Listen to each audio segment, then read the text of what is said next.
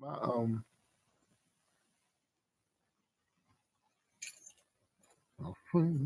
there we go. We are live.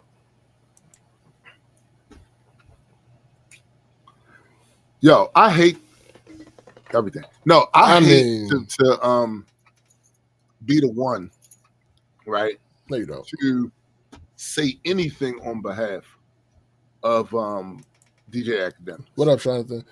What up, Sean? I hate to be that guy. So I'm gonna narrow this one little defense. I'm not gonna defend what he did, but I am going to defend the animus that he has with Rory. So Academic did some fuck shit this week where he shared a picture of Rory and Rory's kid. Nigga, no, nigga, no. However, I will defend his animus. Oh, absolutely, because Rory was on some bullshit with him. Rory came up to his house and left a little message in his. Nah, B, y'all took it too. He took it too far. Yeah, took it too far. Like you can't. That house. Like like when people generally say like you can't tell somebody what they're gonna do in response. Like there are. That's a little disingenuous. That's a little disingenuous. Yes. Yes, you can. However, the thing about it is, it doesn't excuse the response. Right. But we know the reason. Yeah, we know why. We know why. We're not gonna act like they did this out of nowhere. Like, nigga, you come up them and y'all having a war of words from a podcast, streamer, podcast, all that sort of shit. You having a war of words. You came to that man's house. Now I'm gonna tell you, on no uncertain terms, motherfucker, don't you ever come up. The moment you come up to my house, or I find out you was snooping around, see where I live, it's up. Chitty, chitty, bang, bang. It's up. It's up. Cause my family live here. Mm-hmm. My family here. And I'm not taking no shorts or no chances with no motherfuckers thinking that I'm gonna catch him when I. Nope. Now that you should have never let me find out that that's what some shit you did. That part. You can't sleep now. You cannot sleep now. Right? You might as well go on and do whatever it is you think you was about to do. Because I'm coming. Right? So I'm not mad at him for that. Like, I get it. Yo, okay. The war of the words. Y'all said things. Even probably made threats to each other on there. Whatever y'all did there.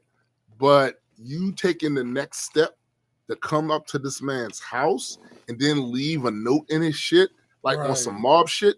And then when your boss asked you, I know they hate that. When your boss asked you if you did that shit, you lied to him and said, no, you didn't. Nah, B, I understand why it's up with you and him. Absolutely. I get it. There ain't no amount of apologies that's going to shift that around. No, nigga, no. It's just not. And one other thing, because this is not going to be part of the main show, but I got to say it. So, Megyn Kelly, if somebody ever finds this and clips this up, I'm talking directly to you.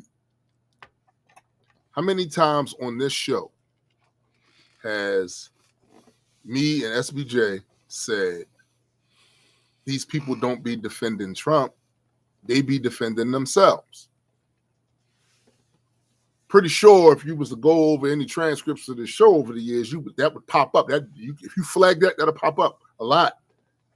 We said it about guys, specifically when they're talking about underage girls and shit, and defending a dude that got caught up or jammed up with some shit, and now they, talking about, oh, well, that's not making an excuse. No, they're not defending him. They defending themselves because they did something. So I'm about to answer a few questions that she had on her show, just so she gets an understanding of everything that's happening now. She is 100% right. There are differences between a 5-year-old and a 15-year-old. Sure. Let's talk about those differences real quick. Right. height, usually, Sure. right? Unless there's something else going on with the 15-year-old, she's going to be typically taller than a 5-year-old, right? And along with that comes weight, right? Taller is probably going to weigh a little more.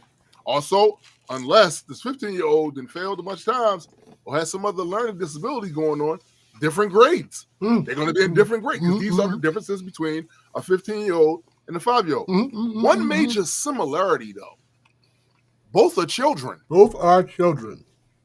So Megan, making any distinction that doesn't acknowledge that similarity, well, it seems to me you're trying to strike a chord. Yeah. And it's probably a minor. Yo, y'all wilding out here. Y'all wilding. But again, this is one of these situations where I hate that me and this nigga gotta be right all the time about you motherfuckers. All the time. All you gotta do is start pulling at the threads. Pull at the threads. And guess what you'll see? You'll find people revealing themselves. Who they actually are. Who are only pretending that they have a nuanced argument. That's not what that take is. That take's not a nuanced argument. That's not the purpose of that take. That's to excuse yourself. And let me tell you, man, the reality is it's unfortunate. But there's a segment of our population, right, that has no problem diddling kids. They have no problem with it. Facts. And they think they're saying something because a 15-year-old got a larger vocabulary than a 5-year-old.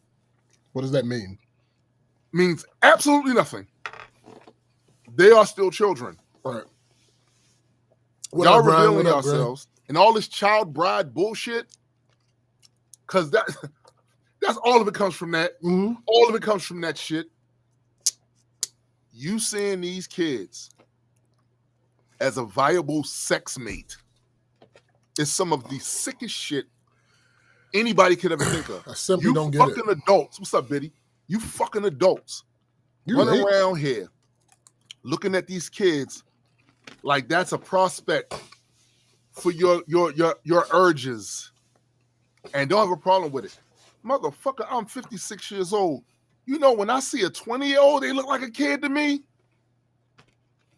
Some of you motherfuckers, man, I hate to be the one to say this, but we got to preempt some of you motherfuckers. We got to preempt you. Before you get a chance to try to violate one of these kids, we got to preempt you. Thanks. What up, Ryan? Like, the shit's appalling. And what you are really late. Why are you seeing all these people so late? Betty been on here for 3 hours. He's like, hey, Betty. Shut up. Ryan been on here for 2 hours. Gray been on here for an hour and a half. I just saw Gray. Yeah. What up, Gray? Like, nah, some of y'all motherfuckers are sick, man. Y'all sick as shit. And guess what? Guess what you don't need to have to understand that this is a problem?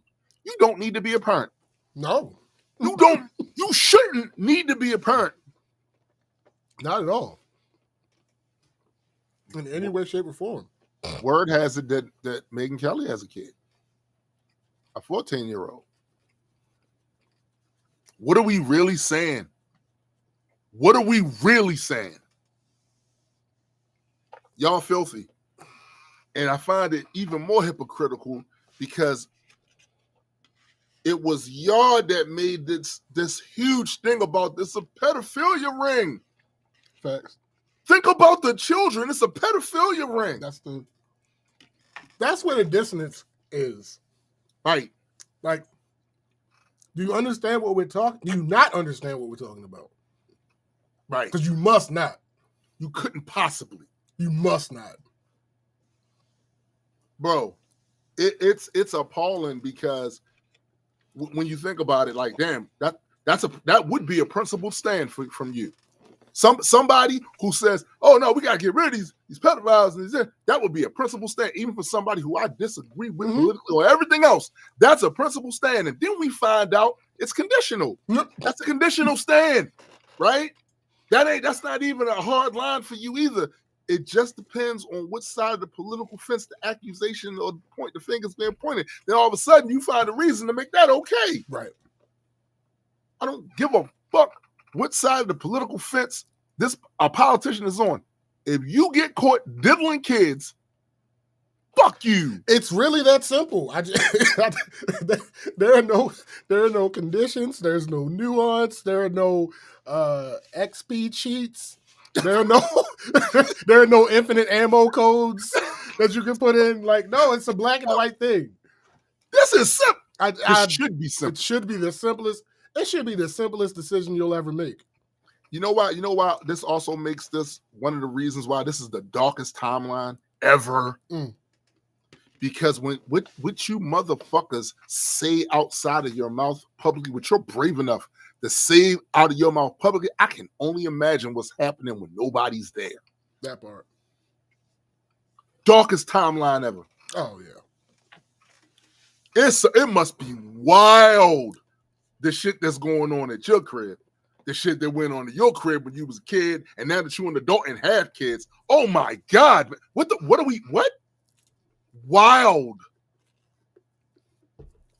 shit going on. Thanks. Y'all probably got contracts and all that shit. Sell your kids when they get a certain. Hey, look, and then in public, you can only mention it in public once they have a certain age. But then y'all doing some of the wildest shit ever now. And I don't think it's just now. Oh no. No. Oh no. I mean, there are examples. At a certain point, right, the grown-ups are going to have to take back over the run.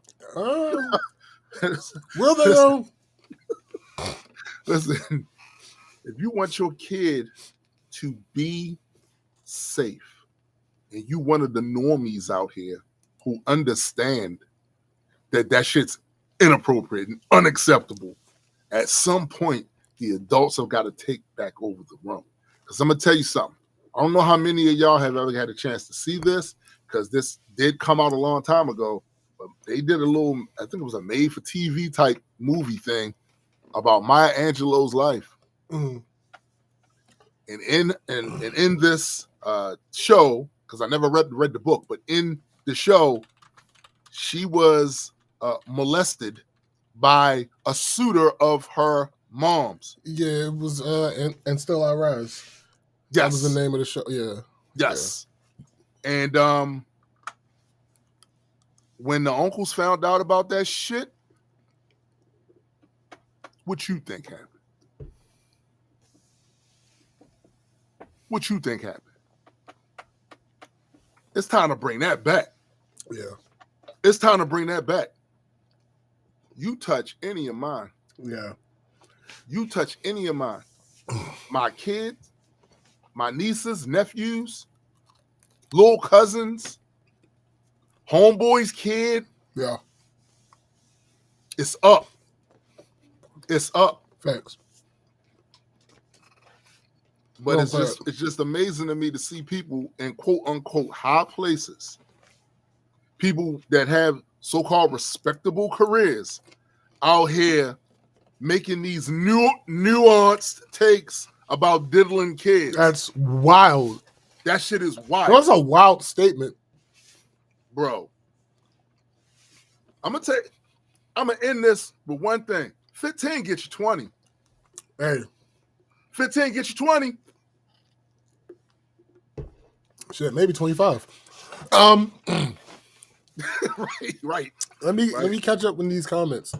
You didn't even speak. You didn't even say hi to McKenna. That's crazy. What's up, McKenna? Crazy, ridiculous. Eyes was ranting. Grace said, "Peace to the geese. What up, SBJ, Queen of Mother? I'm a civilian, sir. I'm a civilian."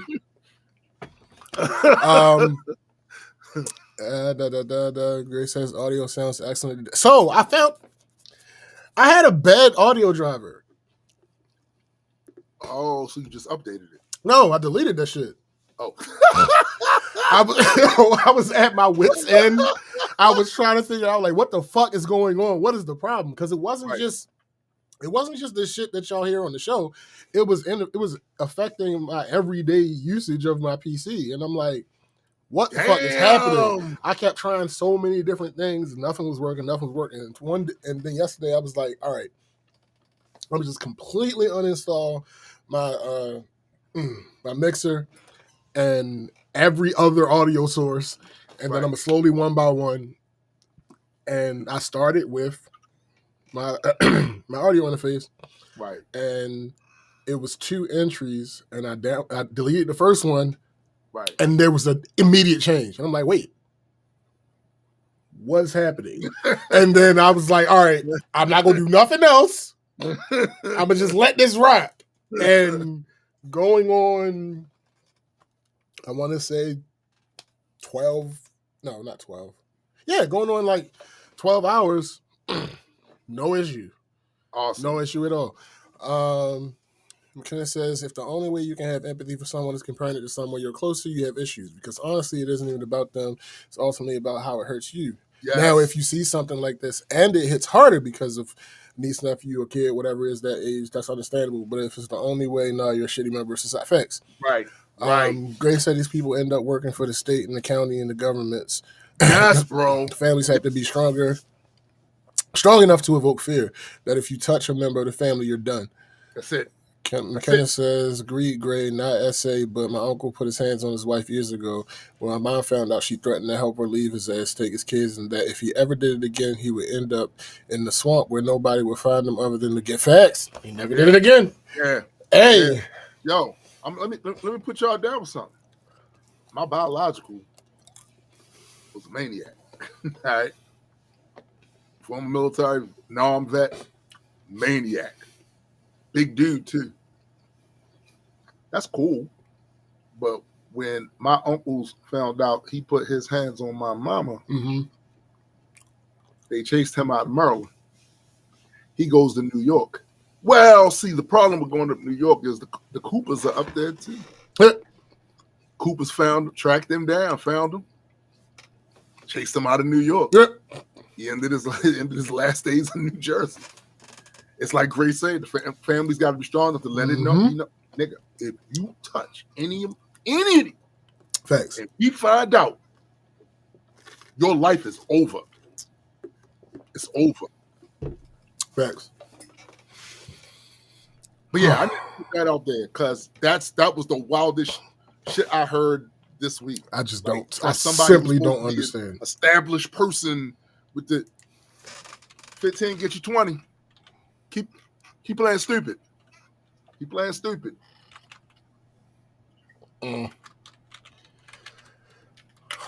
Oh wait, that's just it's a damn shame. I can't even imagine. What up, Chrissy? Whoops. And facts, Chrissy. Facts. You just gonna have to sit back. You just need to sit back. Because just get out of the way. Let's get out of the way. Let's get out of the way. Yeah. All right, so let's make the main thing the main thing. Make the main thing the main thing. We have you know what? I'm not even gonna introduce it. I'm just gonna go ahead and dive in. Y'all see the title. A legacy honored. A tribute fumbled. Oh, damn, I was about to go, yeah, somebody got honored. Deconstructing the 2025 Outkast Rock and Roll Hall of Fame induction. Oh. The impossible honor, contextualizing the Outkast induction. The 2025 Rock and Roll Hall of Fame induction ceremony held in Los Angeles was poised to be a defining moment of cultural canonization among a class of inductees that included Soundgarden, Cyndi Lauper, White Stripes. The inclusion of Outkast represented more than just an honor for a musical act. It was the institutional fulfillment of a prophecy made 3 decades ago. The prophecy fulfilled. The South got something to say. That's what Andre said when he got up there. In 1995, at the height of the East Coast, West Coast hip-hop rivalry, the young Andre 3000 stood on the stage at the Source Awards facing a chorus of boos from the New York crowd, and he declared with defiant clarity, the South got something to say. You know what? I always, not to cut you off for too long, but one thing that I always hated about that entire situation. Mm. And yo, the people we born ain't y'all. Y'all niggas is talented. No, niggas is nigga, talented. he was literally being booed at the time. No, I get that. I'm just saying, why they being booed? I don't fucking know. Like they the talented. It is one. what it is. That's not who we was, man. Niggas be wildin'. The 2025 induction ceremony was the music establishment's final resounding answer. We're listening. The honor solidified the cultural ascendancy of Southern hip hop, an entire musical ecosystem that Outkast carved out of the Atlanta soil.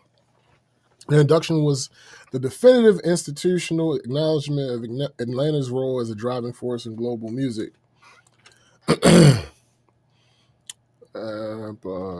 Culture. The duo formed in 1992 had taken the Dirty South from a regional concern to the genre's creative and commercial epicenter, fusing funk, soul, jazz, rock, and Afrofuturism into a sound that was entirely their own. This monumental significance was the central theme of the induction speech delivered by Donald Glover. As a direct artistic descendant and fellow Atlanta native, Glover's presence was a testament to the lineage Outkast had created. He framed their legacy not merely in musical terms, but in existential ones. Outkast distilled the polarizing nature of being not just from the South, not just being black, but being human. Glover stated, referencing their diamond-selling 2003 double album Speaker Box, The Love Below. He praised their unmatched ability to redefine genre boundaries, noting they made every experiment sound like destiny. Glover's speech culminated in a powerful, personal, and definitive thesis that established the impossible standard for the evening. Atlanta is not the music mecca it has become without you. There is no Childish Gambino without you. There is no South without you. He told the audience that Outkast taught him how to deal with critics. You don't have to scream. You don't have to yell. You just have to be undeniable. It was this benchmark of being undeniable that the subsequent tribute would be measured against. We're about to get into a big problem. Facts, Gray. The whole Dungeon family. That's a fact right there. The whole Dungeon family. That is a fact. The acceptance, unity, and presence, duality, and spirit. The sight of Andre 3000 and Big Boy on stage together to accept the honor was in itself a rare and celebrated event. The duo, whose last reunion tour was in 2014, had not performed together since a surprise appearance in 2016. Their arrival on stage was marked by a moment of classic, disarming chemistry. They playfully engaged in rock, paper, scissors to decide who would speak first. Big Boy went in the game, spoke first, grounding the moment in professionalism, gratitude, and a profound sense of place. He thanked his family and paid tribute to his home state of Georgia. Most critically, he turned to his creative partner and acknowledged the generative, competitive tension that fueled their genius. Quote, especially to my brother, thank you for making me the best I can be, going toe-to-toe on the records, iron sharpens irons, ain't nothing but pressure, love you, man. End quote. Big Boy's speech reinforced his role as the group's unwavering anchor, the one who has consistently tended to the legacy. Andre 3000's speech, by contrast, was the night's emotional and philosophical core. Described as a long, rambling, funny speech in which he declared, I'm freestyling, y'all. It was a deeply reflective and raw performance. The pivotal moment came when he referenced an earlier comment from fellow inductee Jack White of the White Stripes. Jack said something about little rooms. We started in the little room, Andre said, his voice breaking as he held back tears. He continued, great things start in little rooms. That's it.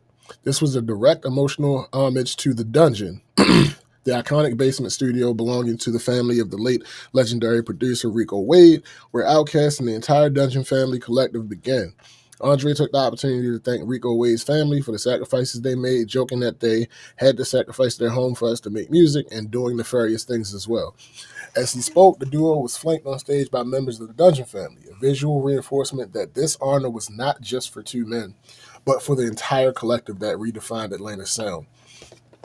The profound authenticity of these speeches, Glover's intellectual framing, Big Boy's grounded gratitude, and Andre's tearful reflection on sacrifice and humble beginnings created a powerful emotional benchmark.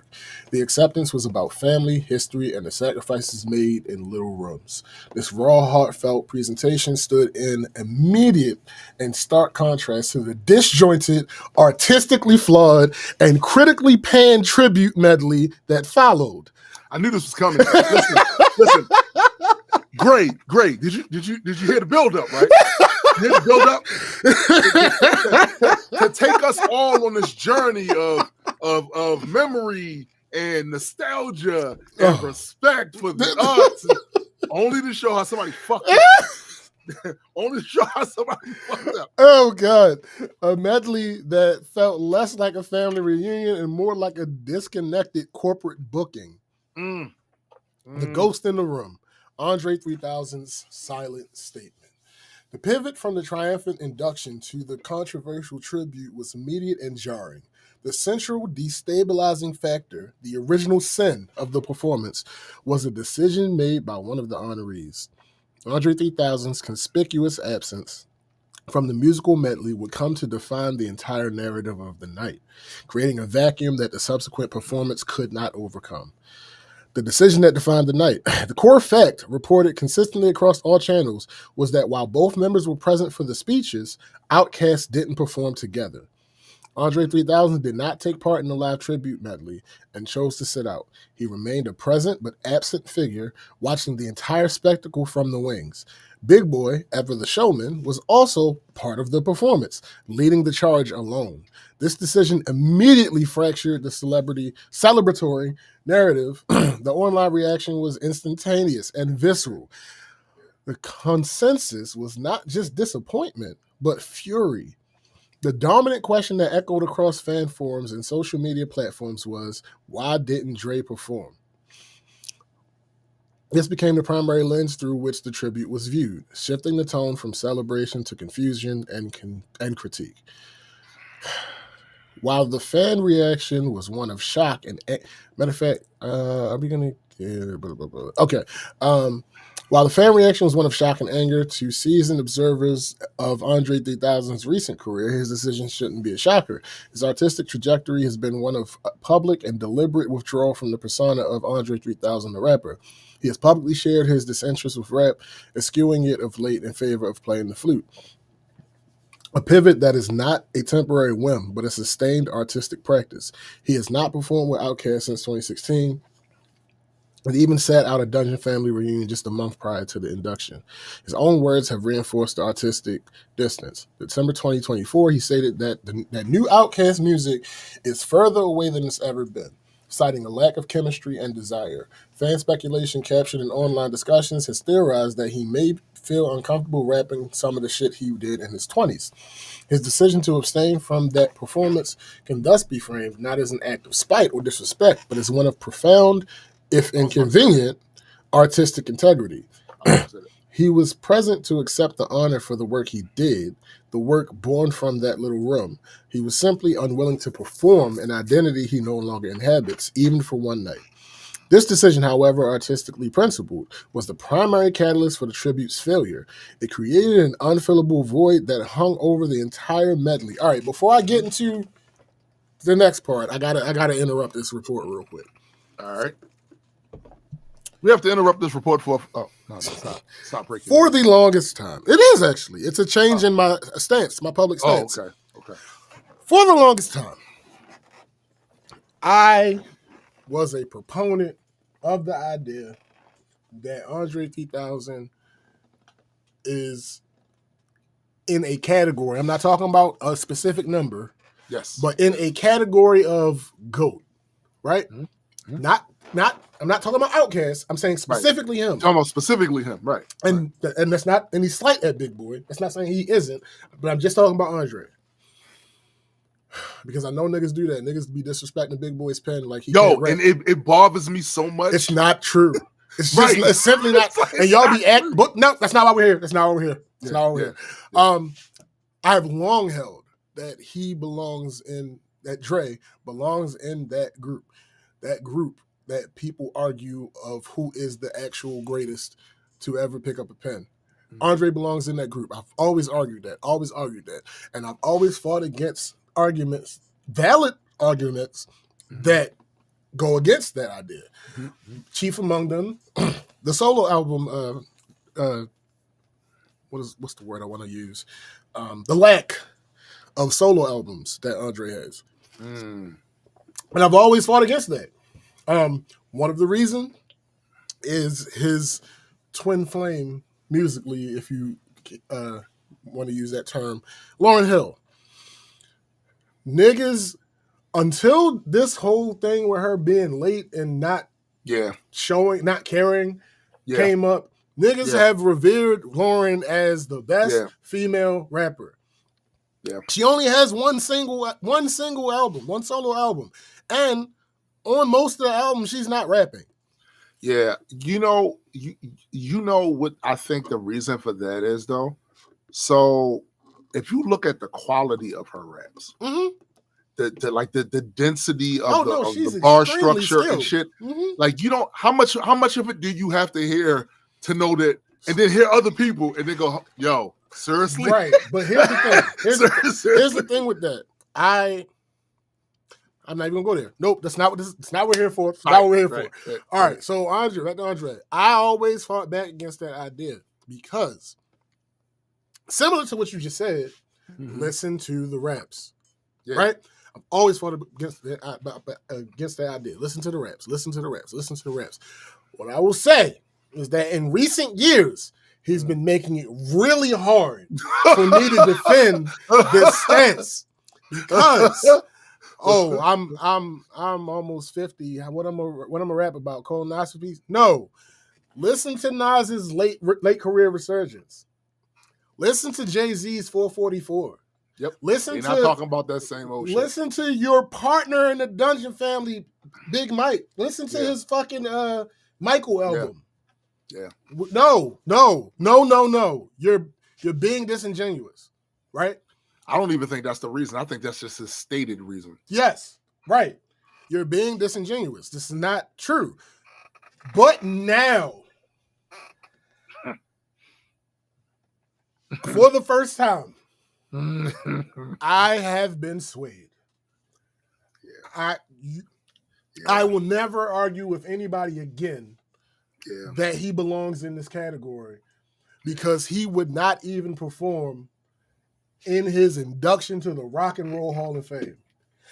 And not just that he wouldn't perform, but also what we got in response. All right, so prime example. If I'm supposed to do a photo shoot, right? And super late notice, I can't do it for whatever reason, right? What do you think will not bolster, because it's not going to make it better, but at least maintain my reputation? Would it be giving my little cousin who just decided that they wanted to be a photographer and they've been doing it a little while? They've been doing it a little while, but they ain't got too much experience with this particular style of photography? Would getting them to replace me help maintain my reputation, or would calling Shafril? Call Shafril. Oh, all right. So when Andre 3000 decides I'm not going to perform, which I am not giving him any bail for, I don't give a fuck what anybody says. No, you get no bail for that. But fine, that's your decision. I can't. What the fuck I'm gonna do? Right. You made your decision. You've earned the chance to decide whether you're going to perform or not. That's fine. But you got Doja Cat and Janelle Monáe and Tyler. Tyler did a good job though. Tyler did what the fuck he was supposed to do. Yeah. But Doja Cat and Janelle Monáe. All right, let's get into that part. The guest performers, particularly Doja Cat and Janelle Monáe, were placed in an impossible and unenviable position. I argue that that's not true because Tyler was placed in that same position and he did a good job. Yeah, but even though I think Tyler be on some bullshit now. Oh, no. This is not about... Tyler is a better rapper. Tyler is a rapper's rapper, which is what Andre is. So why the fuck would you get some... Which is what... I agree. What Jed is. I agree. You get Jed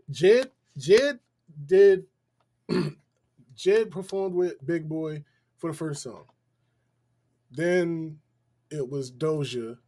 Then I don't remember the order. But I think Jid, Doja, Tyler, Janelle, and then Big Boy came back, and then Sleepy Brown came out with Big Boy, and then Mike came out with Big Boy, and that was the end of the medley. So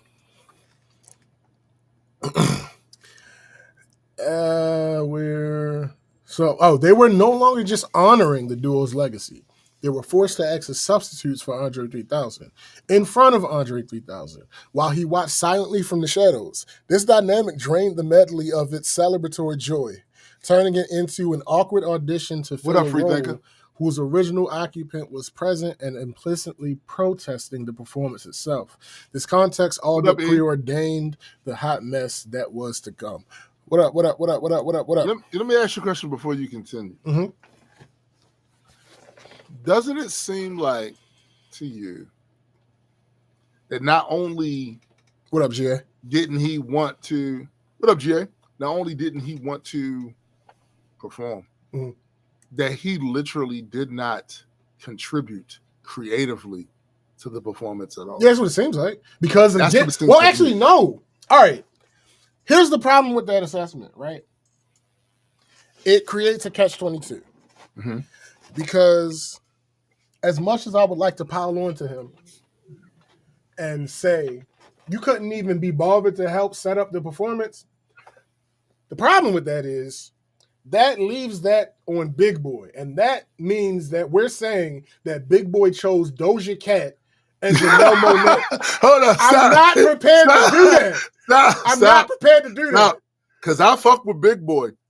But it's possible. It's possible. It's possible. But I'm not prepared to listen. We just referenced all the hate that Big Boy gets in comparison to Andre. I'm not willing to do that. Matter of fact, if somebody came out and said that shit was what happened, I still wouldn't believe it. Right. The only way I will believe that is if Daddy Fat Stacks himself, Sir Lucius Left Foot, Big Boy, comes out and says, hey man, listen, when Dre said he wasn't gonna do it, it was very last minute. I called around to certain people. Everybody was busy. They wasn't available. Was available. Doja was ready.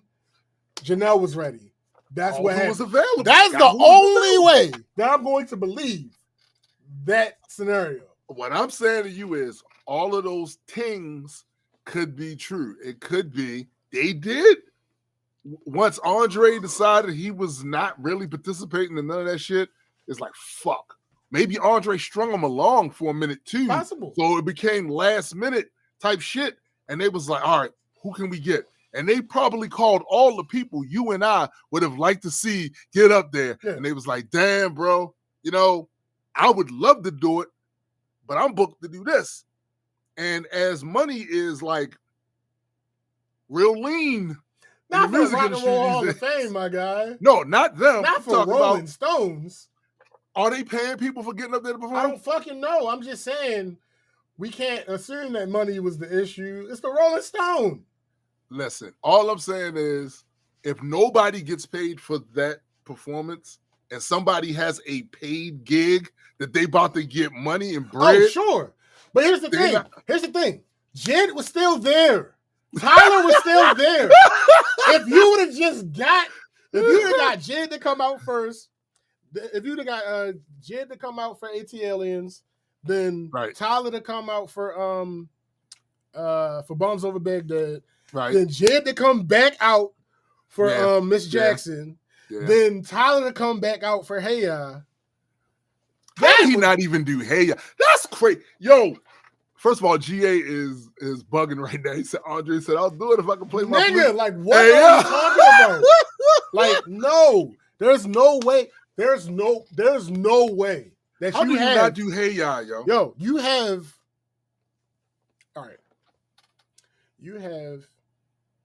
two people as lyrically and rhythmically skilled as Jid and Tyler. Yeah.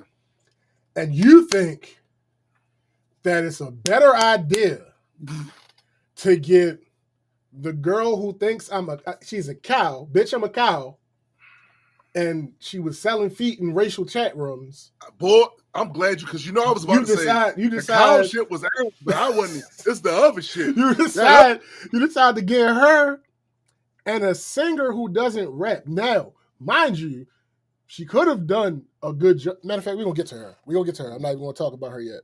But no, you had Jid and Tyler right there.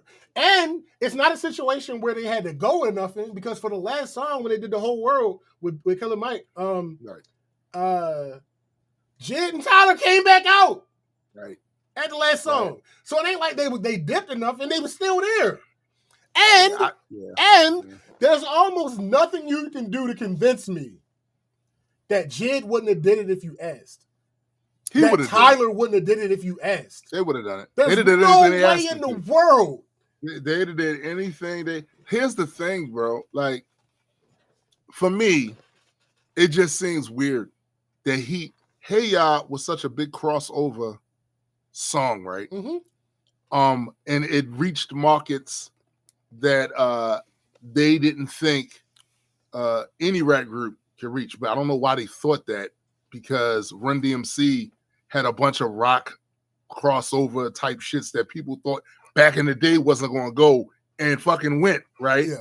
But they always underestimated rappers and what they could do and all that other shit. Mm-hmm. My point was that song was like a bridge to a lot of people who maybe didn't even know who Outkast was because they don't listen to rap at all. And they heard that and got into that, and then maybe got into rap because of that, right? So he won't even get up and do that. Like, you won't even get up and do that one. Not even that one. No, he did not. That's crazy. He simply did not. So here's the thing, though. The Outkast, back to the report, the Outkast tribute medley was on paper a star-studded affair designed to honor the group's expansive genre-bending catalog. The lineup featured a mix of Atlanta-based spiritual descendants like Jid, Killer Mike, Dungeon Family alumnus Janelle Monáe, because she is from the Dungeon Family. That's the prop. I'm gonna get to it. And contemporary superstars like Doja Cat and Tyler the Creator. The entire performance was anchored by the presence of Big Boy himself, who participated in several songs in the group's longtime collaborator Sleepy Brown. Don't you expect that though? Big Boy. There was no way he wasn't going to perform. Big Boy is the rock. He's the workhorse. He's the workhorse. He's the solid motherfucker. He's the ring general, right? And he is a journeyman, a working man's artist, right? That's what he is. Then you have prima donnas. Now, I've seen this in real fucking life. I remember it was a group in Baltimore named Rock Mel, and they were a very talented group. But Mel was he had all the fundamentals. He could rap, he knew how to record, he had good delivery, all that other stuff. But Rock was the star that had the quirky whatever. And I'm telling you, it was the worst shit to work with ever. I'm telling you, me and Sean Black had to work with these niggas. And Mel was always on time, always doing what the fuck he was supposed to do, always had his lines, always whatever. And Rock would sashay his ass in there when he thought he wanted to, and then have all these conditions and terms and shit. And to the point where me and Sean had to tell him, look, we fuck with y'all, but we can't work with y'all because I can't work like that. Ain't nobody in this room yet sold a record for you to be. Yes, we all performed around town. Yes, Rock Mel was at that point very well known around Baltimore at that point. But none of us had sold a record yet. And you coming up in this motherfucker like you got a diamond on your record. Get the fuck out of here with that shit. And to be clear, there's a lot of groups that are like that. Sure. Where there's the one solid art. This is a solid artist that sometimes gets overshadowed because of the flamboyance of the other one, right? But if you ask anybody in the industry who would they rather work with because they've worked with these motherfuckers before, I will guarantee you they'll say Big Boy over. I can rely on him. He can be depended on. And he's going to give a stellar performance. Oh, yeah. And he's going to show up.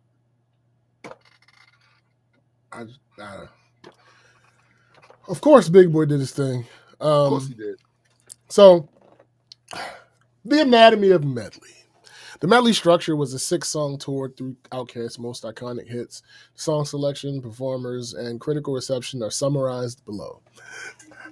Okay, so first, AC Aliens, Big Boy and Jid.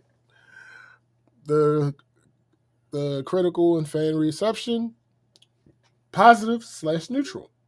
Opened the show, granting it in Atlanta authenticity. Solid professional start. Jid did his motherfucking thing. Okay. Very next performance, Miss Jackson by Doja Cat.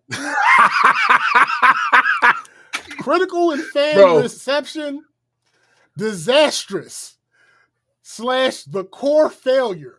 Woo! Hold up. The critical, cascading, collapsing failure. Yo, universally cited as the moment the tribute derailed. She lost her place and everything went awry. And was an obvious flub and it ended abruptly. All those things are true. Nigga, you got, matter of fact, I'm not fucking playing with y'all. We're not doing this. I'm not fucking playing with y'all. This is what's going to happen. I'm about to show y'all how bad this shit was. Cause we not doing this. We're not. Yo, Chrissy said, I rewatched it yesterday. The DJ and her stopping and starting was so cringy, bro. Oh my. Oh. Why? No, you know what's funny? It's possible that they edited it and cut it. Now no one will ever say it again. No, it's still gonna be on YouTube. You're gonna be able to find it on YouTube. Yeah. But I think that the official channel deleted it. Yeah. See, here's the thing, right? There is a part in every structure that is the weakest. That is the part you hit to make all of that shit. What you're saying is that part right there, that was the shit right there. All right. That got hit and everything just fractured. Nigga, it was that moment when Thanos was like, no, you should have gone for the head. It was the gone for the head moment. Snap. The failure to go. Everything was over. Like from that point, the energy changed, and it was the second fucking song out of 6. Yo, so after that, right? So after that, let me ask you this: because that's what where the failure was. At the end, was there a couple of people standing around just looking like what happened? And there's some of the other artists like disintegrate and shit. And you know what is funny though? The when everybody came back on the stage, Chris says I have an echo now. I don't know why. Why do I keep having? No, that is what happened. It's a thing. Yeah, stop talking for a second. But when the people came back on the stage, they were like looking at Doja. Not at Janelle so much, and I'll explain why, but looking at Doja like, all right, I'm about to play this shit. Let me do this and this. And are you playing it? Shush.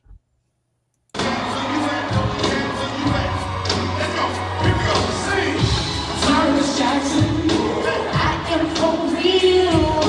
Never meant to make your mama cry. Apologize, sorry, Jackson, I am for real. Never meant to make your mama cry. Apologize. And your dog. Hush, McKenna. That's the way it goes. You say it's love. We say it's full wrong. Feel this way forever. You have predicted what you can predict. Say 10 times out of 9, don't be fine. Now be fine. Give me twins and the fucking up things and have a dream. With the rhythm swing and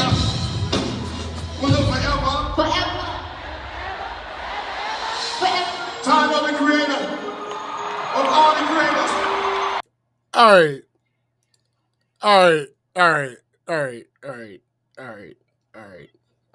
So yeah. Here's the thing. Several times throughout that small performance, she fucked up. Yo. Several times. That shit stink. Several times.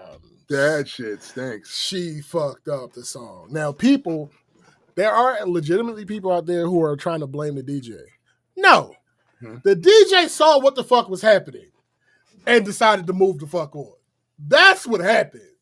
Yeah. Yes, the DJ did cut her off at the end, but he's in charge of the flow of how everything's going to go. And he said, "This is not going." When you started fucking up words, this goes back. I'm about to go on a slight tangent rant. Versus Cash Money versus No Limit was the absolute worst verses I've ever seen. Maybe not the absolute worst, but it is one of the worst verses I've ever seen. Mainly because these niggas didn't know their fucking words. Now, people be feeling nostalgia so much and be too much fucking fanboys that their argument was, oh, these are songs that they haven't done in 30 years. Here's the thing about that. Which relates to Doja as well. You knew you were doing this. That's right. You knew you were doing this. That means that you had time to refamiliarize yourself with the lyrics of these fucking songs that you're doing. I don't want to hear that shit. It's a dumb bullshit ass excuse. It's an excuse. You could have put that song in your headphones and walked around with that shit for days before this and got the words back. Like, on the fucking No Limit and fucking Cash Money. Yo, Juvenile was literally rapping everybody's verses because niggas couldn't remember their verses. Like, anyway, so I feel like to blame the DJ, who's literally the conductor. Grace said, "How you gonna blame the DJ for that? He saved her." He's right, because that, trust me, that could, as ugly as that was, it could have got worse. That could have been so much worse. Like, nigga, what are we talking about? But that goes back to my original fucking question. What's that? Who the fuck asked Doja Cat to perform an Andre 3000 song? Who the fuck asked her to do that? And why? In retrospect, it might have been better if he played his flute. Listen, you know what? Listen, it might have been better if he played his flute. Like, I'm just saying. Like, no, it's the craziest thing. I just don't understand. Why would that be anybody's choice? Even if you're a fan of Doja Cat. Why would you choose her to do this particular thing? Yeah. That doesn't make sense. That makes zero sense at all. Let me look at some of these goddamn comments. GA said you should have gone for the head with Andre's all right. And family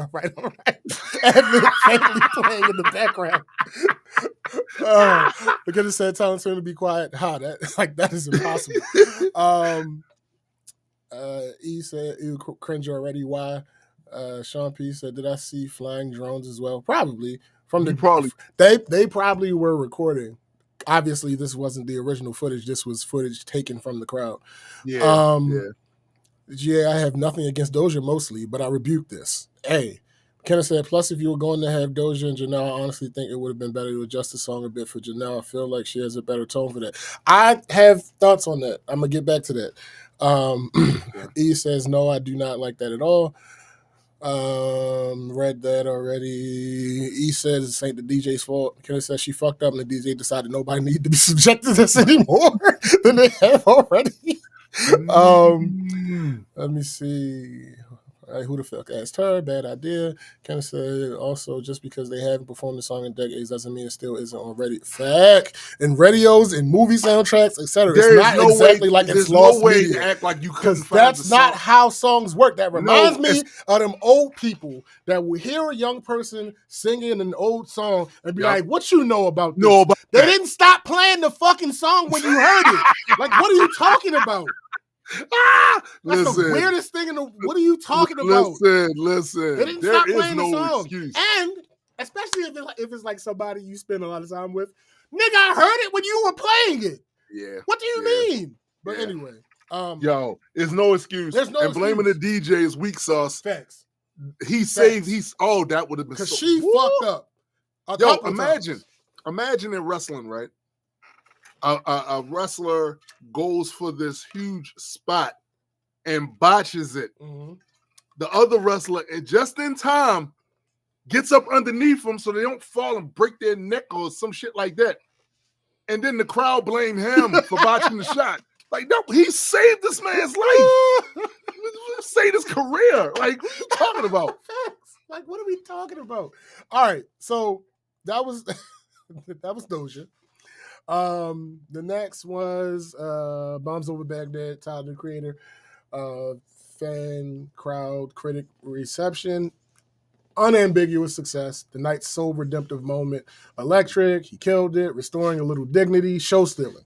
I would argue it's not quite all of that because Tyler did.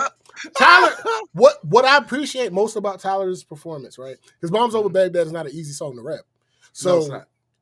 what I appreciate most about Tyler's performance is that there are clearly times where either one of two things happened. He forgot the lyrics or he ran out of breath. Mm-hmm. And it's fine because of the way he handled it. Right. It's not like he forgot the lyrics, forgot the song. Like he may have forgot a word or two, but he remembered. All right, peace out. But he remembered, he still kept his place. Yes. So that when it got over the one or two words, or when he caught his breath again, he picked right back up. Right. Exactly where it was immediately. Right. It was but that's obvious. also that's professionalism. Facts. That's actually somebody who probably performs on a regular basis, Facts. has all these little tricks. Bro, I'm gonna tell you, like when I started performing again, because I had stopped for a minute, I started performing again with Gray, because Gray was performing more often now. He had all these little things, right? And some shit happened like, yo, do this.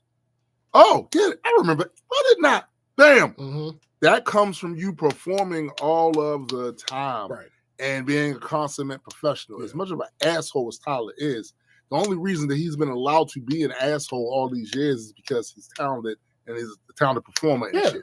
Motherfuckers don't put up with that shit with somebody that's subpar. They don't do that. 1,000%. So yeah, that. But still, the only thing I'm fighting back about is the whole killed it and restoring a little. Yes. In other words, they're giving it too much gas. Just a little, but only slightly. Okay. Only slightly. Tyler did he did his motherfucking thing. Right. Because again, like I said, that's not an easy verse to perform. So right. He did his motherfucking thing. Next song was Hey Ya. All right. So, yes. Was it Hey Ya? Hell no. Nah, nigga, listen. I wish that I would have thought of a name that fit Miss Jackson more so, because Janelle was not as bad as Doja. That's not what happened. Okay. It's just that the easiest flip was Hey Ya, so I used Hey Ya. But Janelle Monáe had it made sense to ask Janelle Monáe to be there because she is a Dungeon Family alumnus. Yes, she is. And her style is she one of Andre's daughters. Right. Like, even though she's not a rapper, but she does rap. But anyway, she's one of Andre's daughters. 100%. Right. Everybody, if you haven't heard it, go listen to the Arachnoid album. It's motherfucking amazing. Anyway, here's the problem with her. All right, well, first let me read the critic and artist reception. Mixed / thematic failure. Visually electric and wild, sonically a failure. Vocals definitely seem to be off, not on key. Here's what I would argue. Back to McKenna's statement. She said they should have changed the song.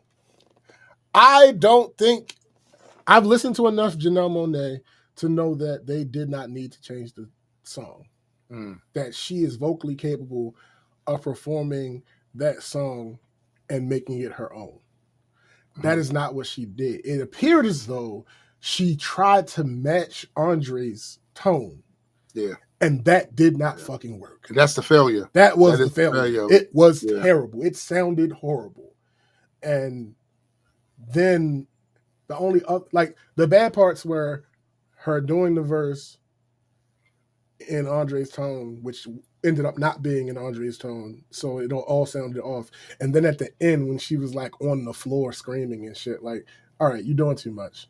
You're doing too much. I wonder. It's one of these things where she probably should have just done it her way. Yes, but I do know this about the audience. I've seen this on numerous ones of these type of award shows and shit like that.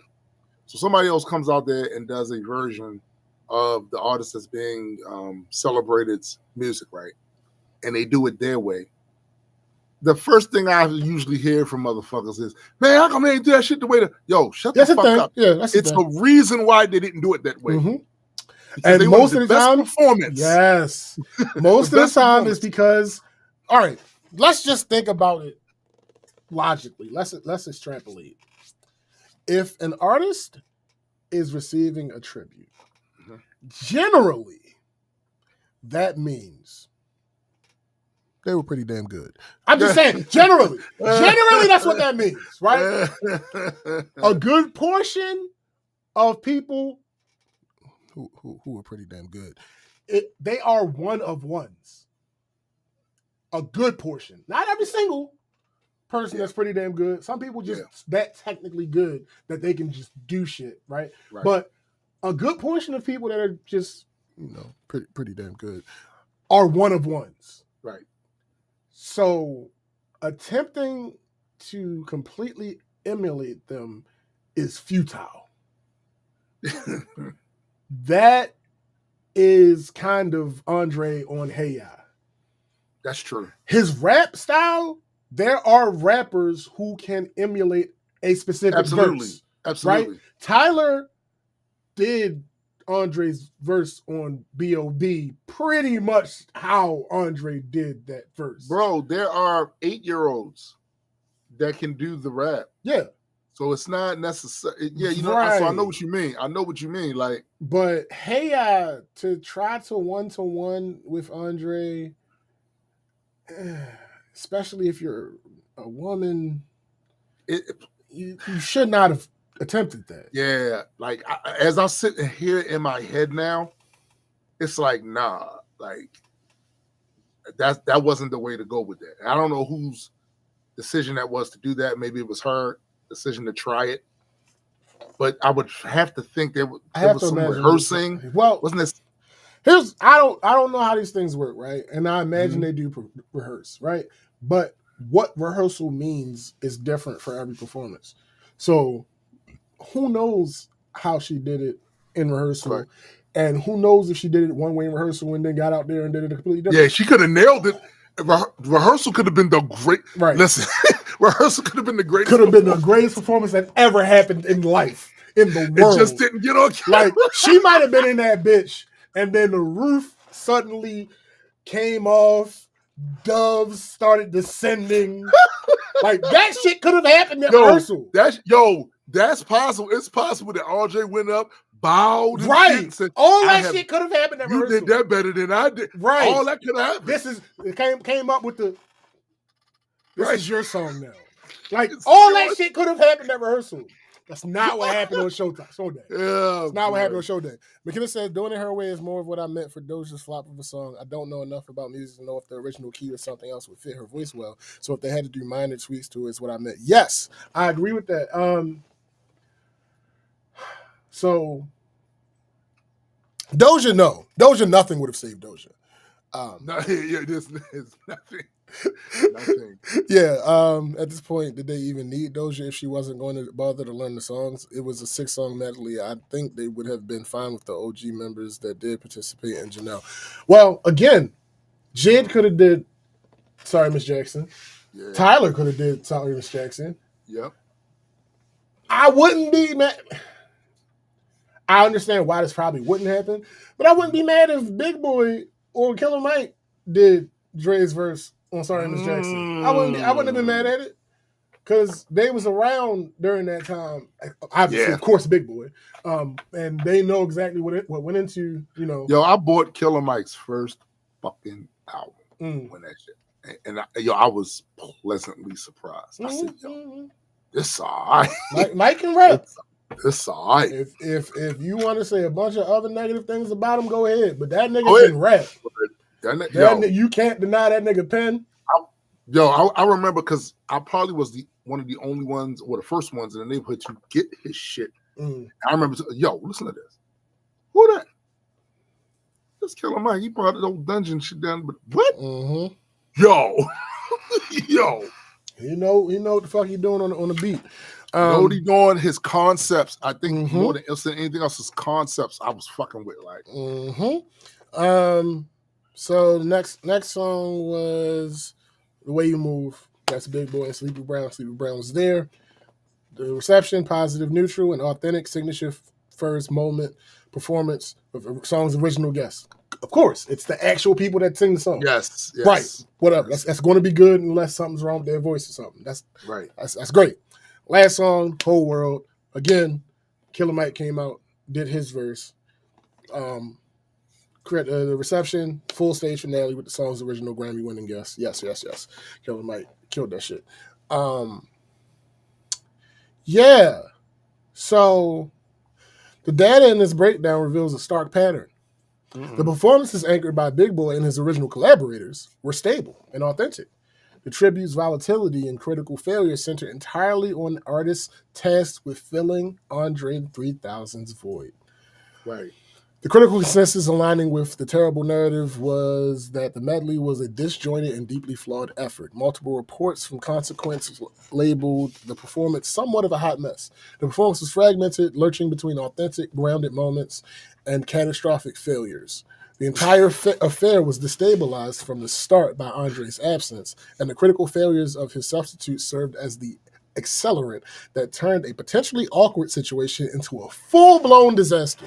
Actually, I think that's a great way to describe that. Him not performing and the jarring. Once it got to people, oh damn, he's not going to perform. It makes you shake. Yeah. Right. But then when Bartlett was shaking, Doja Cat with that mishap tilted the whole goddamn thing on the floor. The hot mess label was not an exaggeration, but an accurate description of a performance torn apart by its own internal contradictions. Listen,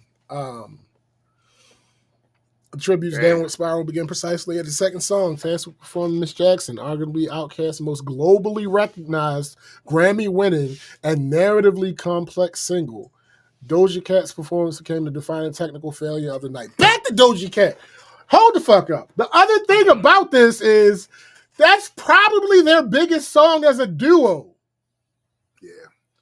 Yeah, no doubt. For anybody that deserves to give tribute to Outkast, they should know the fucking song. I'm not saying word for word. I'm not saying that they should just automatically know every single line, every single word, every single syllable. I'm saying that they should know the song well enough that a few rehearsals will get them to be able to do the verse. And that's my thing. Like even with songs that you ain't heard in a long time, but they were very popular.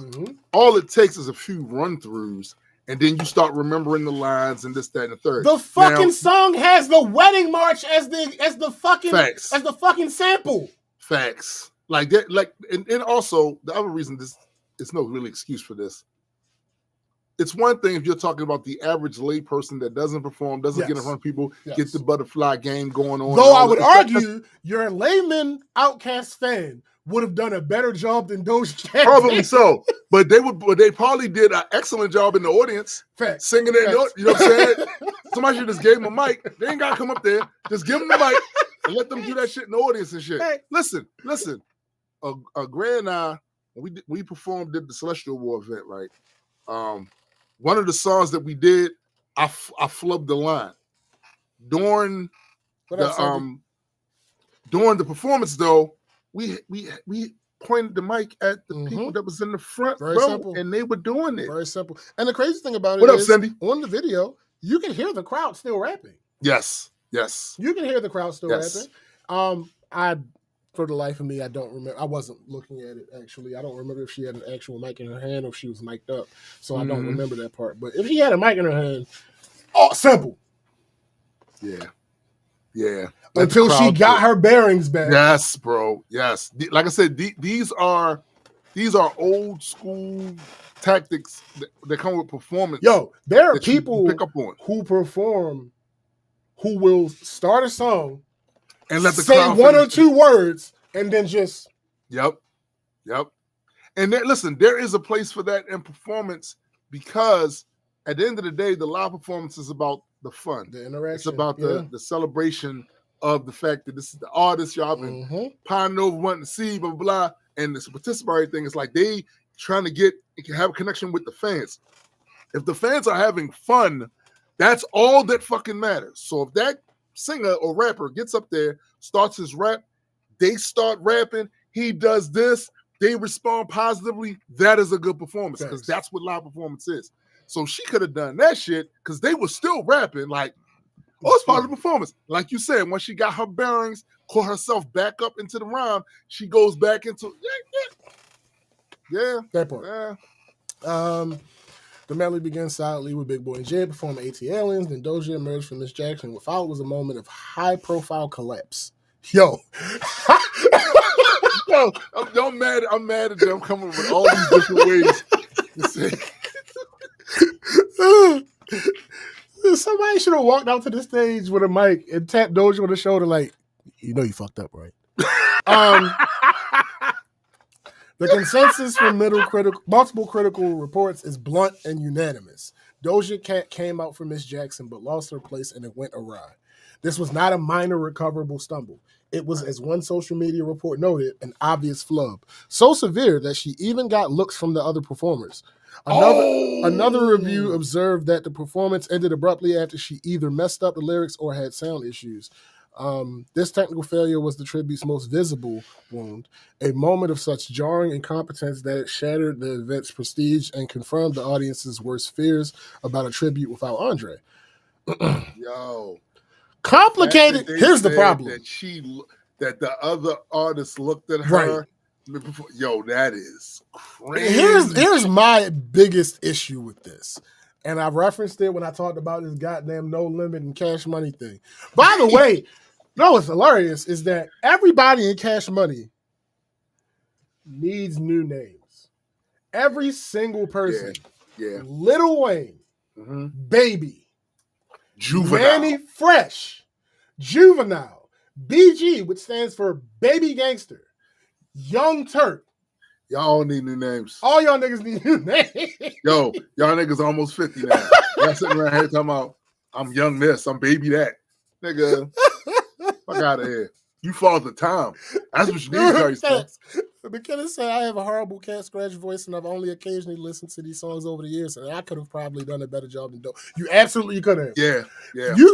You could have only heard Miss Jackson 5 times in your life. That's a fact. And you probably would have done a better job. That's a fact. Here's my issue. Complicating the analysis is a cluster of contradictory reports, most seeming to originate from an Associated Press newswire feed, which described the performance as a sly and soulful take. Shush. I mean, that's true. Mind your business. Oh, my bad. An Associated Press newswire feed, which described Doja's performance as a sly and soulful take on Miss Jackson. Hold up. Stop. Who said that? Associated Press newswire feed. Yo, you know what's sad about that, yo? Because there was a point in time, right, when I said to myself, I was going to stop really watching a lot of the other new shit and reading other new shit. I'm only going to fuck with Reuters and Associated Press. Yeah. And then you went and said this shit. Yo, wait. One outlet, Hot 100.9, even claimed the tribute was widely praised for its ambition and energy. Yeah. The discrepancy between sly and soulful and went awry is key.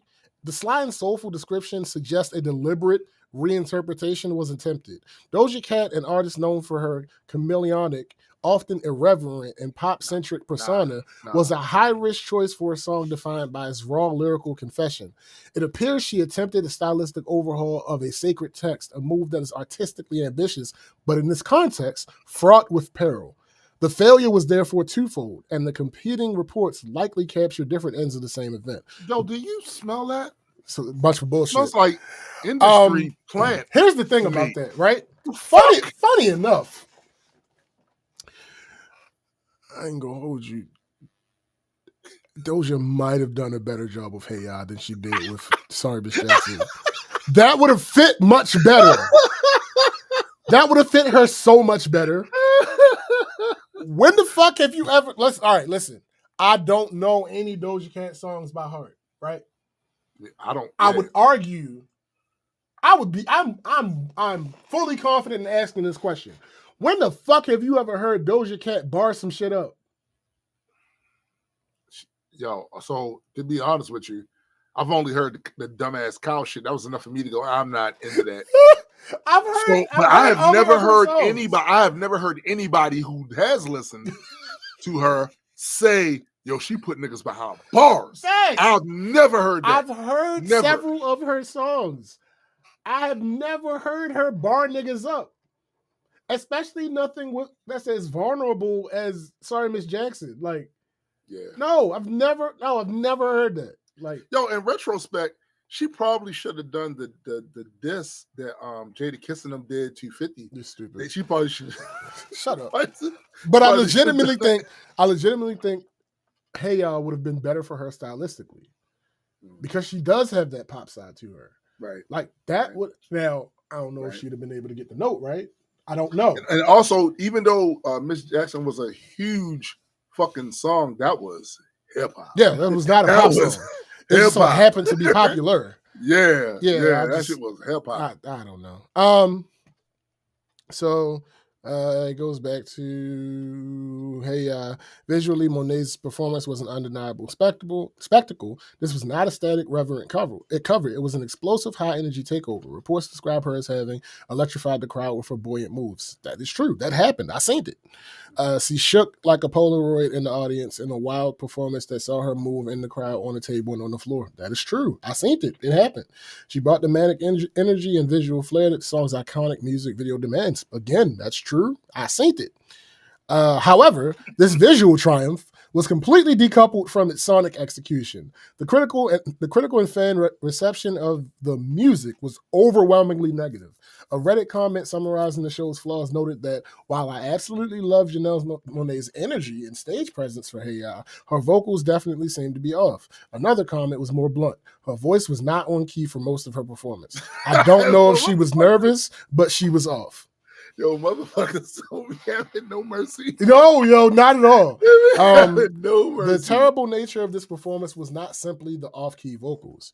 It was the profound thematic misreading of the song itself. Hey Ya is one of the greatest Trojan horses in modern pop music. It is a sonically joyous, irresistibly danceable anthem built on the foundation of a deep, lyrical melancholy. It is a song so controversial. Y'all, motherfuckers don't have no idea. How controversial that song was. He says it in the song. Y'all don't hear me. Y'all just want to dance. Yeah, bro. That shit was, bro. I remember. So I don't know if they still have Strictly Hip Hop Nights on Morgan Radio. Mm-hmm. I remember the arguments motherfuckers got into on there about the nature of that song. Yeah. Is it this? Is it that? And I remember having a conversation with the DJ up there at the time and saying to him, I think people want to put in the hip hop headlock because it's a hip hop artist, but you kind of actually fuck him up when you do that because he's just talented enough to do other genres. Yeah. And y'all just gonna have to live with that. Facts. Y'all just gonna have to live with that. The hip hop artist doesn't have to always do hip hop songs. Exactly, bro. It's that simple. The hip hop thing about it is that the lyrics are what is supposed to drive that song in particular. That's the hip hop thing about it. Yes. But the song sonically is a pop record. That's a pop song. 100%. Without question. It's one of the greatest pop songs ever created. 100%. And this is the reason I took issue with people that at the time doing these discussions was trying to lock it up into this hip hop thing. I said, yo, did you ever think that this man is just talented enough to be able to do a lot of shit? We got that with Lauren. Mm-hmm. She can do some rap shit and she can do some R&B shit. Like, I don't like 100%. Blah blah blah blah blah. It is a song about the death of love, the emptiness of ritual, and the cynical realization that the audience doesn't care about the audience pain. Y'all don't want to hear me, y'all just want to dance. Monet's performance was a failure of interpretation because it embraced only the surface level spectacle. She gave the crowd exactly what the song's cynical narrator claims they want: a dance party, a visual distraction. By prioritizing the buoyant moves and the shake it hook while sacrificing the vocal performance, she inadvertently proved the song's thesis. yes. Her tribute was a shallow, if energetic, misfire. It completely ignored the tragic... Facts, Cindy. Facts. The same people that think Joker and Harley are romantic. Oh, yeah, fuck them. Yeah. It completely ignored the tragic dichotomy that makes the song a work of genius. The very dichotomy that represents Andre 3000's core artistic statement. Facts. In her attempt to celebrate the song, she hollowed it out, proving that she, too, just wanted to dance. This was a more profound artistic failure than Doja's technical... Okay. Hey, listen. I ain't going to argue with you. Technical flub, as it missed the very soul of the art it claimed to honor. I can be swayed. Yo, that is I can be swayed, my guy. That's crazy. I know what I said before, but after reading that, my bad. That's a crazy analysis right there. I ain't gonna hold you. I can be swayed. The exception that proves the terrible rule. Tyler, the creator. To fully contextualize the failures of Doja Cat and Janelle Monáe, one must analyze the tribute's one unambiguous success. I hate that they keep stepping over Jid like this. Jid, matter of fact, I'm gonna play Jid's but I know why they doing that. So some of this is recency bias. Sure. Some of this is flat out recency bias. The fact that Tyler had a new album out, it was critically acclaimed, he was getting a lot of whatever. That's what it is, bro. It's recency. Nah, because Jid just put an album out. But did it have the same attention that I don't fucking know. I don't pay attention to none of that shit. But what I do know is we're not gonna play Jid like that. So I'm gonna play Jid like that after I finish this Tyler part. I think they playing with Jid. They playing with Jid name. I think they are, yo. I think they are. I don't appreciate that shit, especially because Jid from Atlanta and Tyler's from California. Like, listen, we talking about Atlanta artists right now. We gonna give Atlanta the respect that it deserves for their lyrical fucking we will artists. We will. Yes, we will. But because they clearly saying they might be playing with. Yeah, they playing with that man's name. I don't like that shit. Right. One must analyze the tribute's tone and unambiguous success. Sandwiched between the two primary failures, Tyler Creator's performance of Bombs Over Baghdad was not just competent; it was a transcendent moment. All right, no, it was not. Come on, yo, y'all doing blazing. too much. Yo, y'all it was not transcendent. What do you mean? Yo, do people know what words mean? Where we at? I'm about to go. I don't think people know what words mean, bruh. It's cool. Transcendent. It's cool. We about to throw our hands in the air and wave them like we just don't care. Transcendent. Yeah, because they playing with Jid. They playing with Jid way too much. It was spiritual in the sense of religion. No, yo, nigga, what are you talking about? Tyler did his fucking thing, but that was not transcendent. Like transcendent, bro. That means, look, yo, they basically saying that people had an out of body experience. Right. Listen to this. Y'all don't stop. All right, I'm about to mute you up so I can play this Jid part because y'all fucking playing too much. Y'all playing too many fucking games. We're not doing this bullshit. We are not doing this bullshit at all. Everybody, stand up from the land and stand on it. Give it up. Big boy said, he smokes today. Hey, Comic Bar is in the house. I say Decatur, oh yes. Old National Captain's game. We'll check it out. Whatever you got, yeah. Well, it's the M.I. Grimaletta, ain't no one better. And when I'm on this microphone, you best to win your sweater, cause I'm cooler than a polar bear. Oh, hell, then he go again, talking that 10 corners like I was a herb. I showed the nerve, and now you about to see this other play deserve. I heard the snap where you rubber, where you made rent. Then I heard the snap what you made, but how much you spend? You got me feeling like elbows amongst other things, but I'm not worried. Cause when we step up in the party like a mouse, you serve me, so go get your shine on. Ain't no second, ain't no more. See me try to be like Everybody say, B-I-G-B-O-I is the same mother that put the number to your eye, and I try. You want you not to test, but you don't hear me give it a shot. So my heart without being locked up in. Let's go, throw your hands in the air. Can't wait for like you just okay. And if you like this shit, raise it out and dance. Everybody let me hear you say, oh, now throw your hands. All right, I just had to do that because we not doing this. We're not doing that. We're not doing that. I'm sorry. I had Your audio was a little ass, but I got you. your cousin. Yeah, we're not doing that. We're not playing those games because the verse that Tyler did was a more difficult verse to do. So that means it was trans. Right. It's fucking crazy. They said transcendent. Yo. Transcendent? No, we're not doing that shit. He performed the song the way Andre performed the song. That's not transcendent. That's mimicry. Who wrote this article? That particular part, I don't know which article that came from. Oh, well, I'm sure somebody from Atlanta.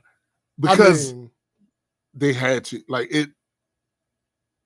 All right. I will give this part. The analysis of why Tyler succeeded where others failed is key to the entire night. Tyler, the creator, is a true descendant of Outkast's creative spirit. That's true. Okay. That's true. He, like Donald Glover, is an artist who embodies the artistic fearlessness that Outkast, specifically Andre 3000, championed. B.O.B. is arguably Outkast's most complex and challenging song. It's up there. It's up there. What up, Gigi? It's up there. I'm not going to argue with that. A track of visceral hardcore edge that operates at a blistering tempo. The sonic chaos is Tyler's native artistic language. He succeeded because he did not imitate Andre. Nor did he attempt a sly soulful. That's true. Instead, he channeled the song's original manic spirit. He met its energy head on, as one report noted. His delivery was equal parts chaos, charisma, and precision. He was not an actor playing a role. He was an artist embodying an ideal. I will agree with that. Mm-hmm. Tyler's success is the exception that proves the terrible rule. Doja Cat failed by attempting a reinterpretation and failing technically. Janelle Monáe failed by reinterpreting the song shallowly. Said, nerd. His triumph proves that successful tribute was possible, but only by an artist who shared the inductee's specific, undeniable creative DNA, which is not a good. That's not a good conclusion because Janelle Monáe absolutely possesses that specific, undeniable creative DNA. She just fucked up. Yeah, she's just fucked up. Players fuck up. My bad. But by this high standard, the other performers were a critical miscast. Not all of them. Stop. Put some respect on Jim. They playing with they playing with your man, yo. That's crazy. Listen. They mushed them, yo. Facts. They mushed them in print. Like, anyway, yes, the rest of them. She was all off key, like the whole time. Whatever. That's not the point. The final verdict, the Outkast tribute, was a hot mess.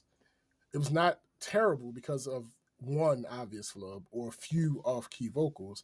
It was terrible because it was conceptually broken, doomed from the moment its main honoree refused to participate. The failures of the substitute performers were not isolated incidents, but inevitable symptoms of this broken framework. Doja Cat's technical flub during Miss Jackson and Janelle Monáe's shallow thematic misreading of Hey Ya were the predictable results of artists placed in an unwinnable position, tasked with filling the shoes of a giant who was silently watching them from the wings. The night's only moment of truth. I'm not reading that shit because you know what it's about to say. The rest of the tribute was unfortunately it's about to glaze Tyler again, man. Leave Tyler, get Tyler's nuts out your mouth, my guy. Yo, Gigi said there was no key. Janelle made up a key. Facts, all facts. Okay, so the one thing I wanted to mention is you stupid. I saw this one nigga, and so after I watched, because you know how this go. I'm not even going to pretend to say why or why this isn't the case. Okay. But after you watch something or after you talk about something a lot, if you happen to go straight to social media, you going to see, right. Yeah. So after we watched this video, I was on, I think, Facebook, and I saw this nigga talking about y'all complaining that Andre not performing, don't know what y'all talking about. He said years ago how he had social anxiety and even looking at when they went up to the podium, they played rock, paper, scissors to see who would speak first. You, sir, are a dumbass because yes, they played rock, paper, scissors to see who would speak first, but the winner got to speak first. Yes. It wasn't the winner got to wait. No, the winner got to speak first. Yes. Big Boy won. So he spoke first. Like, what the fuck are we? You don't know what the fuck I'm gonna tell you what they're doing. They making excuses. They try to talk. Listen, he's fanboying. Stop fucking fanboying so hard. Y'all keep fanboying all you want, but it does not change the fact that man did not do what was expected, even if he only did one of his things. Yeah. Like, That's I'm glad you said that. I would have been satisfied if Dre would have done one of those songs. If only one person fucked up an Andre verse, I'd have been fine. Right. But so two people fucked up an Andre verse. We might need to do a little digging and what do you think his reasons were? Not with the stated reasons. We're not doing that. I think he's completely disillusioned with rap, and he's off of it. I think it's that simple. That's what I think too, he's just off of it, and that's cool, what I think too. But legacy isn't separate from that. You can't separate legacy from that. No, I agree. When rappers that are older than you are still putting out albums that are good. Yeah. So sure, you can and this is the thing I hate about fans. They like to conflate the artist and the person. Yeah. No, the artist is not a real person. The artist is an amalgamation of what he's or she has provided to the fans and what the person has chosen to display. That is what the artist is. The artist is not a human being. The human being is the artist. The human being creates the artist. Mm-hmm. That is they project what we see as the artist outward. Correct. I don't think it's send him no more, bro. I really don't. I just don't. I don't think it's send him I think he's completely over it. Like, I just think he's done with it, and that's cool for the human. I don't know but if the that's artist only is going an to get this smoke thing either. No, I'm not. I don't think it is. I think it might be industry. So what I'm saying is, no matter what the reason, it looked like he done with this shit. It looks like Andre Benjamin is done with this shit. That ain't the same nigga that got up there and in the studio and with the notepad and did those. Right. He's a fundamentally different human being. And for Andre Benjamin, that is fine. I have nothing bad to say about Andre But there's still Benjamin. discussion to be but made for about Andre the 3000, artist. For 3 stacks, I take issue with this. Yeah, there's still something to be said about the artist because you're going to get this work. You can check out all you want. Mm-hmm. That's fine. But you're going to get this work because that's what you projected out to the people all these years. That was the representation of as an artist. People expected to see that artist up there doing his tribute, doing those songs. The artist did not show up. Right. Because maybe that artist is dead. It's entirely possible. It's possible. But that doesn't mean you're not going to get the backlash, the commentary, the think pieces. Like, you're I saw Ebro on that shit. Like, he doesn't have. They've done so much in their career. He doesn't have to come up there and. Yes, the fuck he does. Else he gets criticized. Yes, that's the whole thing. That's the whole thing. There are consequences to every fucking action. He made a choice. It's his choice to make. Right. But then everybody else makes choices after that too. Exactly.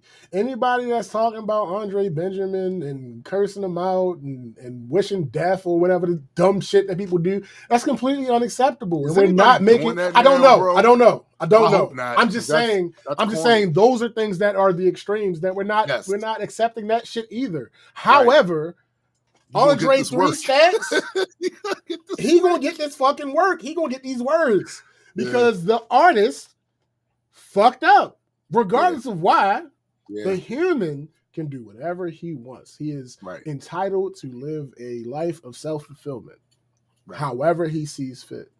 That nigga might feel like him even showing up there was right. He possibly could. I have no beef at all with Andre Benjamin. Andre 3000, bring that ass here, boy. Like, we're not doing that. We're not doing that. So I will henceforth and forevermore, unless this nigga come out with an album, I will no longer be defending him in these debates. I simply cannot. You know how you could? He could win you back though. just imagine this. Next year, around summer, this nigga not only dropped the illest shit that comes out that year, but a lot of the tracks on there, he's playing flute and it's fire. That's funny. That's hilarious. Listen to me clearly. Listen to me clearly. I ain't met when No, Gigi. Wait, he already put out a piano album. Yeah. Hold up. I'm fairly certain he already put out a piano album. Hold up. Shit. I think he put out a flute album, and then I think he put out a piano album. I think he did put out let me see. Did he do the so you think he put out the piano one too? I think so. I could be wrong about that one, but hold on. Here's the thing about oh my god, I was playing. No, I remember something vaguely about this. Let me see. Andre 3000 piano album. Yeah. Hold up. God damn it. Load. Yeah, it's called 7 Piano Sketches. Yo, that's crazy. That's crazy. Dead serious. 7 Piano Sketches is the third extended play by American musician Andre 3000. It was released by Epic Records on May 5th, 2025. The EP consists of 7 tracks, was recorded nearly a decade before the release of his debut studio album, New Blue Sun, which was the flute album, and was entirely recorded with either his iPhone or laptop microphone inside a sparse Texas house Andre 3000 and his son had lived in, with the exception of the track Blueberry Mansion. He was inspired to record voice memos of piano improvisations as a piano was one of the few objects inside the home. Andre 3000 routinely sent these recordings to friends and family members, never intending to release them to the public. During his appearance at the Met Gala in 2025, he surprise released 7 piano sketches coinciding with his chosen outfit for the event, which featured a grand piano attached to his back. According to an interview with GQ, he decided to release the project after spending time re-listening to his old recordings, finding that they were of better quality than he had previously thought. He believed that other people might want to buy the songs as well, encouraging him to release the EP. So I have a beef with Erykah Badu right? Because hold up, man, Steve. Listen. Yo, that is so sexist. Yo, no, that is so sexist. I know exactly why. That's so sexist. It's layered. It's layered, okay, right? Go ahead. So she has said some really stupid things. Yes. About several things. About several things. Really dumb things. Mm-hmm. I think, but with a level of confidence that is stunningly ridiculous. Oh yeah, right. Mm-hmm. I think somebody as malleable, obviously, as Andre, really took something from that instead of being able to say, "Well, that's weird" or "That's odd." I think he went, and that some of that influence has really, really fucked him up. Because what are we doing? You know, I hesitant to be hypercritical of him in the past because, look, man, he's an artist. You got to feel it. If you ain't feeling it, all you're going to do is fuck it up for your fans. Sure. You know what I'm saying? But I got to say, some of this stuff is borderline insanity. Like what? Like some stuff is etiquette, right?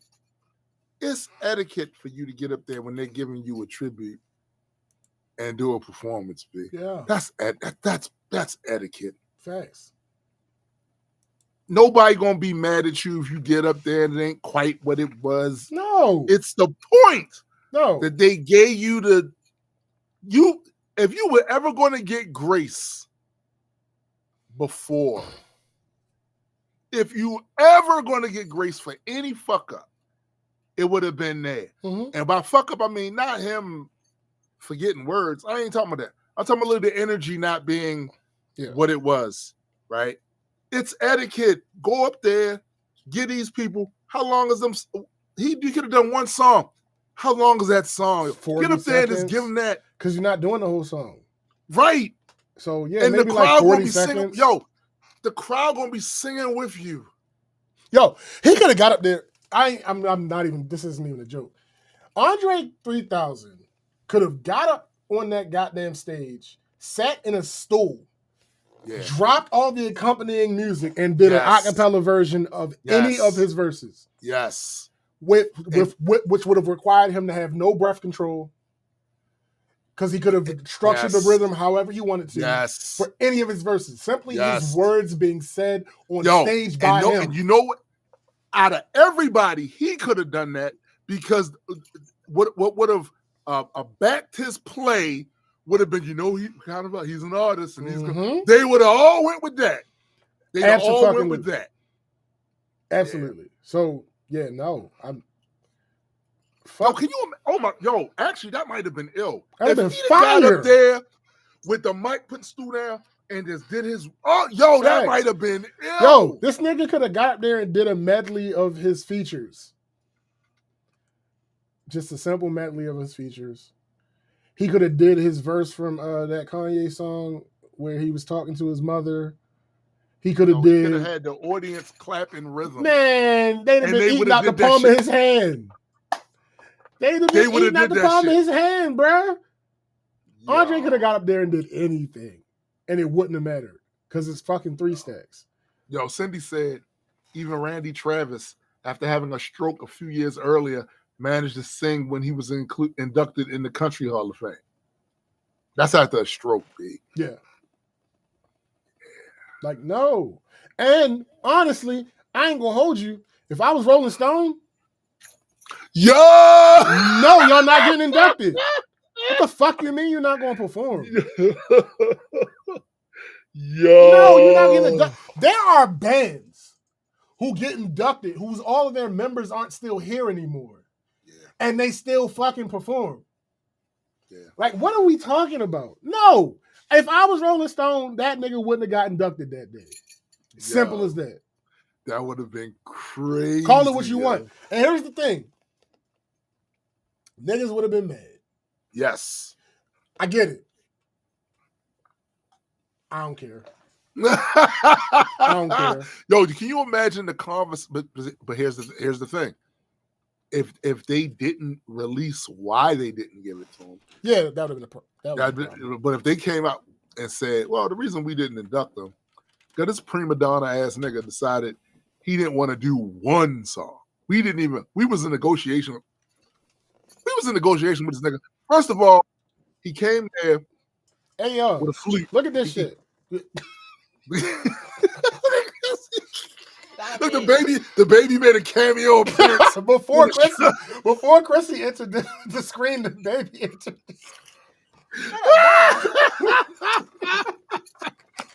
Yo! Imagine them saying, first of all, this nigga came to the negotiation with a fucking flute and no shoes on, and he came up in this motherfucker, and we tried to get him to do an entire set. He said he didn't want to do that. And we tried to get him to do one set. He said he didn't want to do it. So we was like, look, man, you can't come in here with no shoes on and play your flute between your statements when we having a conversation while we talking. You start playing the flute. You can't do that and still get this here award and shit. So you're not going to get inducted in here doing that shit. And then he came out and said that. We'd have been like, oh, yeah, okay, we get it. He was on some bullshit. Yeah. It's no way. You ain't. Gigi said, literally, as a musician, I'm definitely performing for the Rock and Roll What? Hall of Fame. There's I could be no way around. 120 years Yo, old. here's the thing. I don't even like performing. I know you don't. If I get inducted to That's a saying Hall something. of Fame, That's saying I'm something. fucking performing. That's saying something. What are we talking about here? Yo, I just think this nigga has got to the point where none of it holds real value for him, so he don't even see how he's. I don't think he see how he's actually shitting on fans who have argued for his place in the pantheon of rap gods. You got to remember something. He started with a disadvantage because he's from down south. Mhm. And fighting against a juggernaut of perception that came from Northeast hip hop. That is a juggernaut, especially at the time. That's a juggernaut, right? Of legends and gods and all of this, to then get to the point where you made it in the perception in the minds of even people who don't come from down south. If you say Andre 3000, typically what you're going to hear is, "Oh yeah, yeah, he's one of them." So it's like after all of that petitioning, because a lot of stuff isn't just about your body of work too. It's also about your influence, and part of your influence is how your fans, the people that love you, react to your shit. Because at a certain point, motherfucker can say what they want, but if you was able to capture that amount of people to see you a certain type of way, and you came from the bottom, had to fight your way and claw to get that respect, you're gonna have that respect from people until you do some shit like this, which is gonna have people looking at you crazy. What make it worse, I would argue too, is the fuck ups. Because not only didn't you get up there and do one song, your surrogates got up there and fucked up. Badly. Leading people to say, if he'd got up there, then we probably would have got a better performance from the Sunsets. We'll never know that. But it's certainly fair for people to make that claim. Like, man, you could have got up there, we wouldn't have had to deal with this. But you didn't. You did you. And I'm sure you, after the show, you walked out the building, put your shoes back on, and got into your chariot or whatever the fuck it is you came there in, and you pulled off and went back to Mount Olympus and was like, I don't care what these mortals say. I'm playing my flute god, right? But you really left a bad taste in a lot of people's mouths with that shit. Nigga. Because if this nigga ain't defending your right to be on there no more, there's a lot of motherfuckers that's just going to roll with the fact that no, he's not. You need people petitioning for your shit, especially when you come from where you came from. Like, I don't understand why you wouldn't go, you know what? For my fans, I'm about to go up there and get them. The fact that you can live this soft ass life now with the money you have in your bank account to travel all over the world, we find pictures of you in Timbuktu and shit. You know what I'm saying? With your flute on your back and all that. The fact that you can do that has a lot to do with the fact that fans paid money and attention and all that shit to give you this ability to be like the motherfucker from the TV show Kung Fu and walk the earth. You know what I'm saying? They helped you do that. You could have gave him one song. Give him some bars. That's it, bro. He's gonna get some bars. A 40-second performance. Yeah, bro. I'd have been They'd have gave him a standing ovation. That part. That shit. Easy. As a matter of fact, that nigga would have walked on water after that. That part. Off that stage. Yo. After doing that, he walked on water. If he would have performed every single time, every verse that they did last night that was his, I would have never bothered this nigga about an album again. Right. I'd have been fine. I'm like, all right, I get it. I get it. That was his swan song. He's closing this shit out with this induction. All right. Right. Bet. Right. But no. this nigga was like, I'm not performing for you fucking plebes. Yo, that part. And that's what it come off like. That's what it it comes come off off very like. elitist. It comes off like, didn't you see me glow when I walked in the room? That part. Like That's the performance. You can't have this humble, oh, I wouldn't be here if it wasn't for y'all type attitude and then not perform. Yeah. Because again, it's Outkast.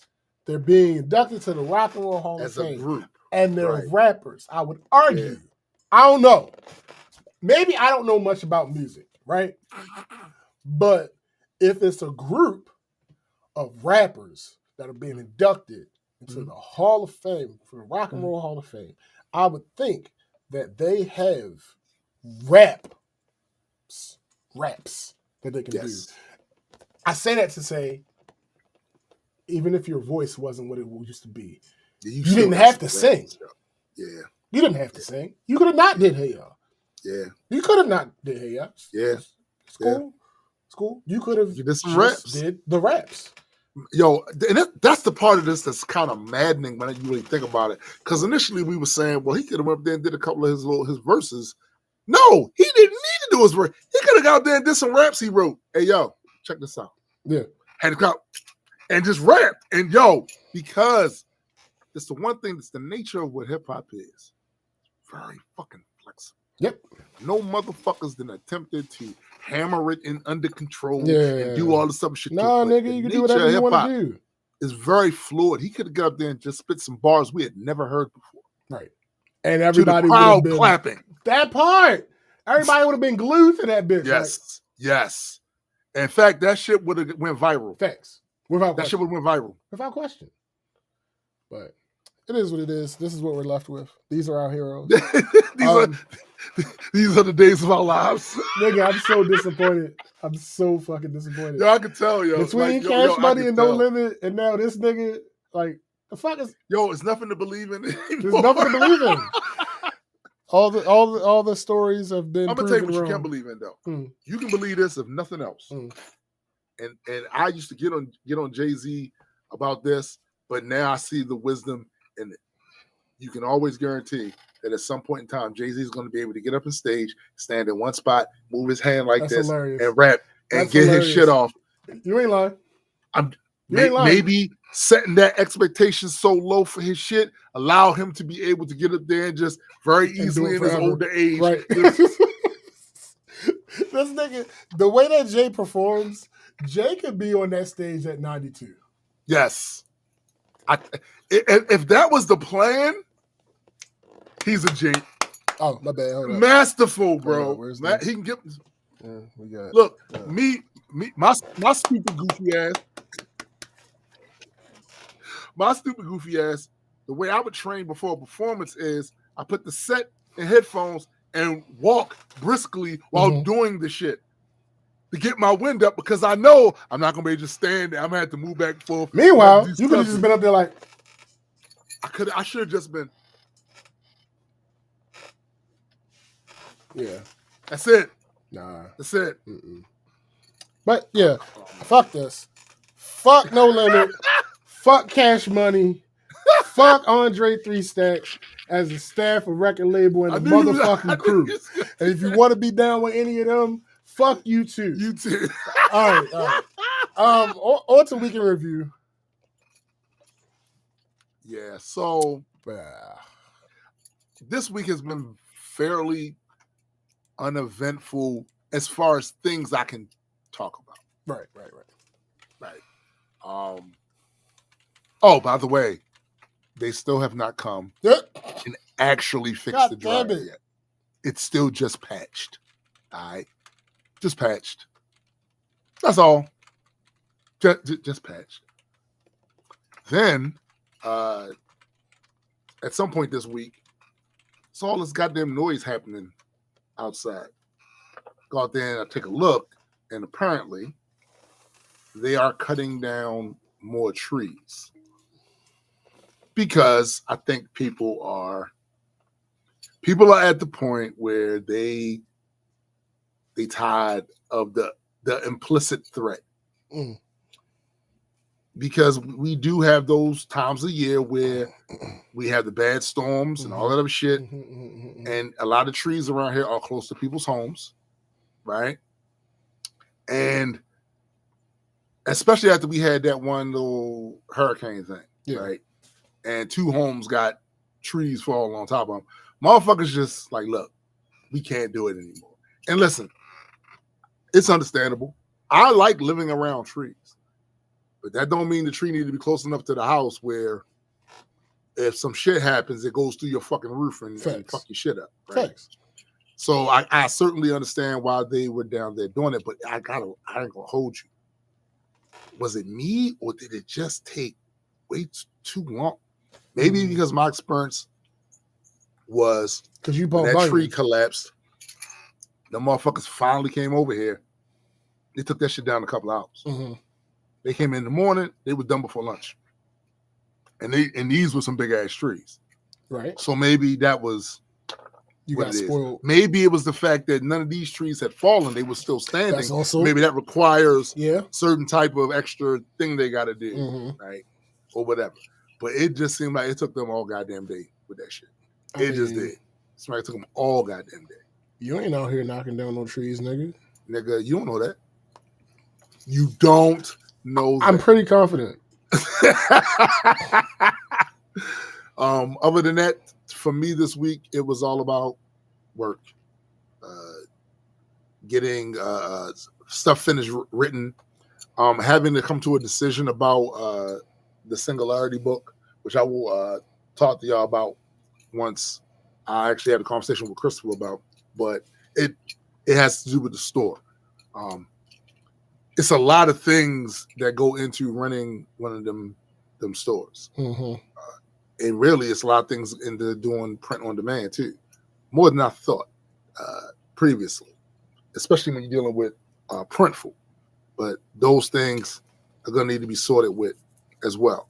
Other than that, that's pretty much it. It was uneventful. Right.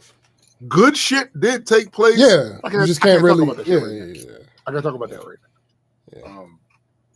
But and I do have another doctor's appointment I have to go to. Cardiologist again. I don't think he found anything. I just think it's the replay. We need you to do this, and this every year. Sure. Right. You need to do this every year because the one year you don't do it is the year we don't find it, and then bam, something fucked up happens. Yeah, absolutely. So that's how that it's called maintenance at this point. Listen, nigga, one thing I hate. I mean, I'm gonna tell you off the muscle. You get past a certain age. Every day you wake up, there's a pain somewhere. Yo, will you stop? I got shit to do. You know what I'm saying? Like, the fuck? I can assure you it will not stop. Yo, actually, I can assure you, you don't want it to stop. Well, see, that's what my mother-in-law always said. Right. She said she got this from one of her friends. That was like, you got to appreciate the pain when you get older. That means you still here. You still here, my guy. You still fucking here. You know what I'm saying? Hey, Sunday. Shoosh. Like my boy Joe Those Budden older said, cars always need more every day maintenance. above ground is a good one. That was ass. That's hilarious. But yeah, that was my week. Okay. Well, shit. Goddamn. Yeah. Really short. Yeah. I was unprepared. I guess I'll start with work. Okay. These niggas still won't read their notes. Why? I don't get it. I don't understand. So there was an interruption in them doing what they were supposed to do because the company had some issues. The company that we're working with had some issues, so I put them on pause while we work them issues out. Because there's no use in creating more work for ourselves. All right, cool. Let them fix their fucking platform. Y'all go back to what y'all used to in the meantime. All right. Got that shit fixed. All right, cool. Hit the property back up. Yo, green light. Start again. Green light! All right, cool. A couple days pass. I go to check their work. They fucked up here. They fucked up here. All right, cool. Not a big issue because it's all new. Fuck ups are going to happen. That's not the problem. Right. The problem is, hey, what are you? Hi, you started again, like I told you. Yeah, we got to fight now. Oh, why? No, what did I do? What didn't you do? Yeah. What didn't you do? I don't know. You know how you can find out? How? Look at your notes. Look at your notes. What notes? You don't have enough experience with this to be able to do this shit by rote at this point. You have not put in the hours. Yo, McKenna said you should change the background on all their computers to just text. Check your damn notes and actually read before going. Yo, listen, if I could change, don't you know back in the day, I think I think it might still be a thing, I don't know, where they had the ring back where like if you call somebody you hear music. Yes. I'm gonna change that to my ring back. Did you check your fucking notes? Yo. Did you check your fucking notes? You really need to do something like that, bro. I don't know how else to say it. Let me see. I've said check your notes. I can say please check your notes. Check your notes. I can say check your notes. You can put a check mark, right? Put a check mark and then have your notes. I can sing it. I can rap it. None of that fucking matters. They won't do it. Check your fucking notes. I didn't do this and this. Why didn't you do that? I forgot. How could you forget if you were looking at your notes? Now, see, here's the other issue with that, bro. People will then, they'll call you a jackass for acting that way. Mm-hmm. But the truth is, no, you're not. It's just a simple thing that you're deliberately choosing to not do. Yeah. You're choosing to make this more difficult than it actually has to be. That is not my fault. I've provided you with everything you need to be successful. Yes. You are willfully choosing to be unsuccessful. Right. I now have to remind you of the keys that I gave you previously because I'm not going to spoon feed you the answers. Facts. What did I miss? What did you miss? Everything. I don't know. It's funny. It'd be really crazy if there was a way you could find out. Yeah. My notes? Yes, your notes. Check your fucking notes. Look at the notes. Do you still have to remind them, like to check that? Like you're still actively reminding them to check their notes. This was Friday. This was yesterday. Check your fucking notes. That's crazy. Now, the only good part about it is it's somebody I have a rapport with, so I can say these things the way that I want to say these things, right? And them not being taken offensively, right? But if we get to a point where there's somebody who I do not have a rapport with, they're going to hate me. It's that simple. They're going to hate me because and here's the thing. One of the managers, that's how she trains. So anybody who she trained is going to be used to it. But anybody she didn't train, they might hate me. And I don't give a fuck.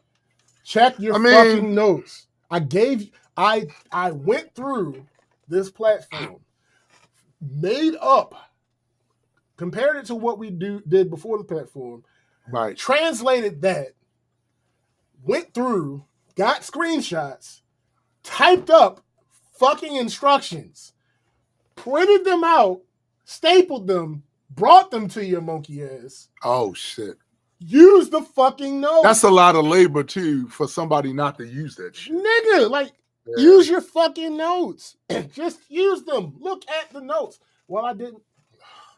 The first place that we started at, I haven't been there for a while. And they stopped doing what they was fucking supposed to do. Of course. When we go back out there, I'm going to be like, what the fuck happened? Why aren't you doing? I know you can't possibly tell me nobody's coming here in 3 weeks. That's not possible. Why put a system in place for no one to even utilize the It's system. fine. They're just gonna be mad at me. I don't care. I don't care. They're just gonna be upset. It's fine. All right. Second thing, the annoying guy that I told you keep asking us when we starting. Yes. I tell them to talk to Debbie. They say something to Debbie. Debbie tells them the answer, and then they still messes me the next day. And yeah, well, what I will say is, Ass. it ain't no fun when the rabbit got the gun, is it? Ass. Because there is an issue on his end now. Oh. Oh, nigga. Oh. Nigga. This is an embarrassment of riches. Oh, Yeah. hey, is there any update on this issue that you guys have to fix? Next day, Debbie, hey, did you guys get a chance to look at this? Because fuck no, you're not gonna do this. You're not gonna do this. Now it's your turn. See how you like this shit. Yeah. But then he's a great guy. He's a great guy. Very positive. A joy to work with when you have to work with him, not when he manufactures meetings and shit. That shit's annoying. But when you actually have to work with him, joy to work with.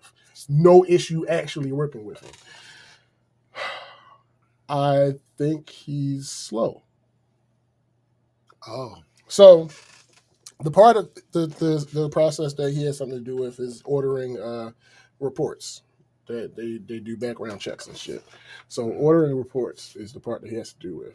When you order a report, it has to be charged somewhere. Now, when we were doing the tests before we started, we were charging them to the company, the whole company. For some reason, he wants to charge them to the individual property. Once they made that change, the shit stopped working. So we found out that's what happened. I went to talk to my boss. I'm like, hey, such and such, blah, blah, blah. This is the issue. It's like, well, why is he doing it that way? I'm not sure. What best I can gather is he thinks that he has to for billing purposes. Right. She says that doesn't make sense. I'll look into it. I told Debbie, hey, send him an email. Tell him that our boss said blah, blah, blah, bloop, bloop, bloop, bloopity, bloopity, bleep. She sends the email. Boss texts me later that day. Hey, I was thinking about our conversation earlier. I looked into it. Absolutely is not necessary. So the thing that was working, it works for us. So let him know that. Okay, cool. I had already taken care of it. I already got Debbie to send him this email. This is what it said, blah, blah, blah. She said, great, thank you. Next day, his response. Oh, such and such, we changed it to property because something has to be separate from something this and something that. Debbie says, is this an issue with you guys or with the platform? Right. Because it ain't us. Right. This ain't us. We don't have that requirement. He doesn't respond. I say, hey, Debbie, next day, hey, send him a message. Yeah, go ahead, send him a message. You need a message. Yeah, send him another email. So she sends the email. And CC's my boss this time. So he responds back and says, it has to be separate for this reason. My boss says, hey, actually, we don't require it to be separate. We just pay the whole bill and then send y'all whatever we need to send y'all. Right. So if it was working the other way, that works for us. He sends a message back that says, oh, it was my understanding that we had to do it this way. Am I correct in saying that it's okay to do it the other way? Sir, Debbie's original message to you said yes. My boss's original message to you says yes. Why the fuck are you asking again? Why are you asking again? Why are you asking? Whatever. I'll tell you why. He didn't read his notes. So yeah, I'm sure he's all flustered and frustrated now, and that's great because now he feels. But it feels good. Yes, now he feels the way that he's been making us feel for the past couple of weeks. Let me see. This week, nigga. All right, this was the busiest week this past weekend. Busiest weekend ever. I've Probably the busiest weekend I've ever had. Yes, busier than wedding weekend. No, that's Nigga. crazy talk. So Friday, That's crazy talk. Friday I had to work, and then after Hey, work, keep going. I can hear you. Keep going. and then after work we had the nesting party. I told y'all about that pretty much. All the people came over and helped set up shit for the nursery and change our room around to get ready for JJ, all that other good stuff. So Saturday, I got up and I came in here. I had some stuff to work on before the show. Then we had the show. Then after the show, I had about 30 minutes or so to chill before I had to get ready to go do a photo shoot. If you've been listening for a while, you'll remember the childhood friend of mine who canceled on me for a trip last minute and we stopped talking. And then last December, she came and apologized and all that other good shit, and we started speaking again. She asked me to do her maternity shoot. So they rented out a studio. I think this is my first time actually shooting in a studio. I think. I've had a couple times where I was supposed to, but it just never happened for one reason or another. The experience is so fucking dope. We had a good time. They were easy to shoot, easy to work with, which is hilarious because she's never liked taking pictures. Like, I legitimately believe that I took more photos of her that day than she has ever taken in her life combined to that point. I legitimately believe that. The studio was downtown, so finding parking was a bit of an issue. I eventually settled on just going to a garage.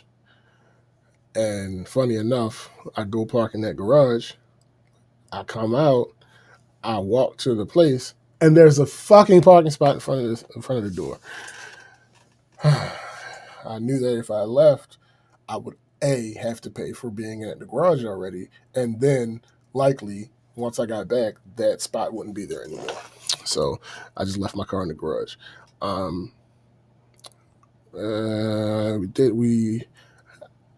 They were running late because something happened. That was cool. The studio's right next to a place called Power Plant downtown. And I walked over to the power plant for a little bit, listened to the music, and waited for a little bit.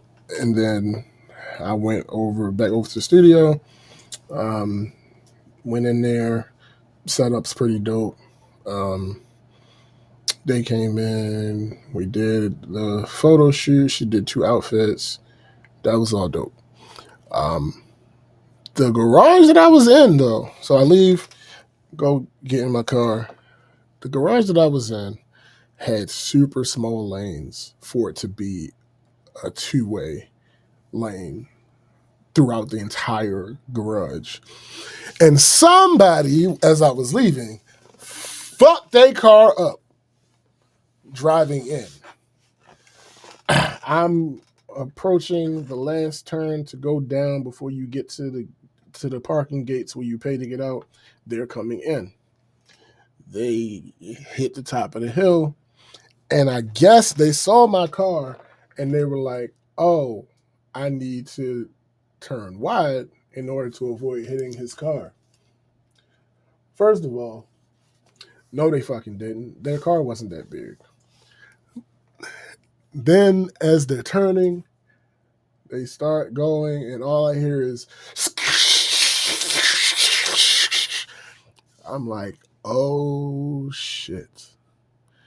So, yeah, she fucked her car all the way up on the wall of the garage when she could have just not.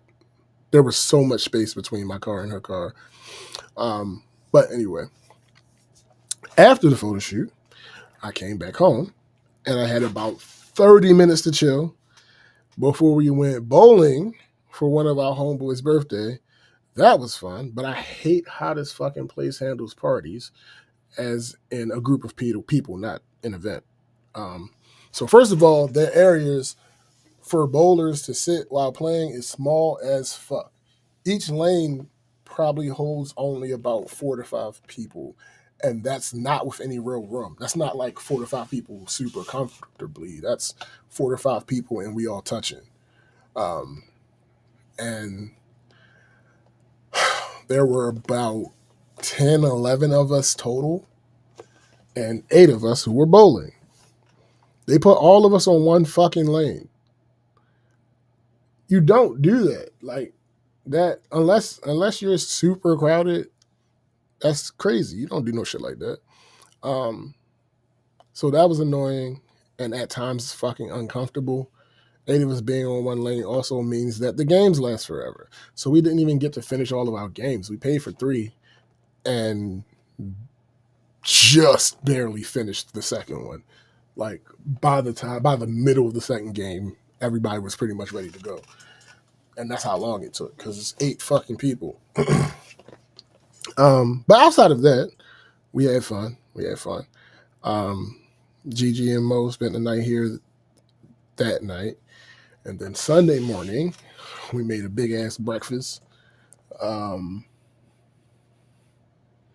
That's how I feel, McKenna. McKenna says, unless there's only one lane available, you do 4 max. Yeah, that's how I feel. And that would have been perfect because there were times where the lane to the left of us ended up getting emptied. And whenever that lane was empty, seating all of us wasn't a problem. We all were able to sit comfortably. We were able to get up and go to the lane and come back comfortably without having to maneuver and finagle and all that other shit. So, yeah, like they should have given us one of the double lanes. Like, just lane here, ball return in the middle, that area. They should have given us one of those whole areas. But they didn't. And it's just, Gigi said it was ghetto. It was. Damn! It was so fucking ghetto. Like, why would you do that? They had Like, graffiti art all on the walls. No, it wasn't that crazy. Oh. It's just like, so for instance, like there, the AMF that's up the street from me, Right. the seating area is so much bigger.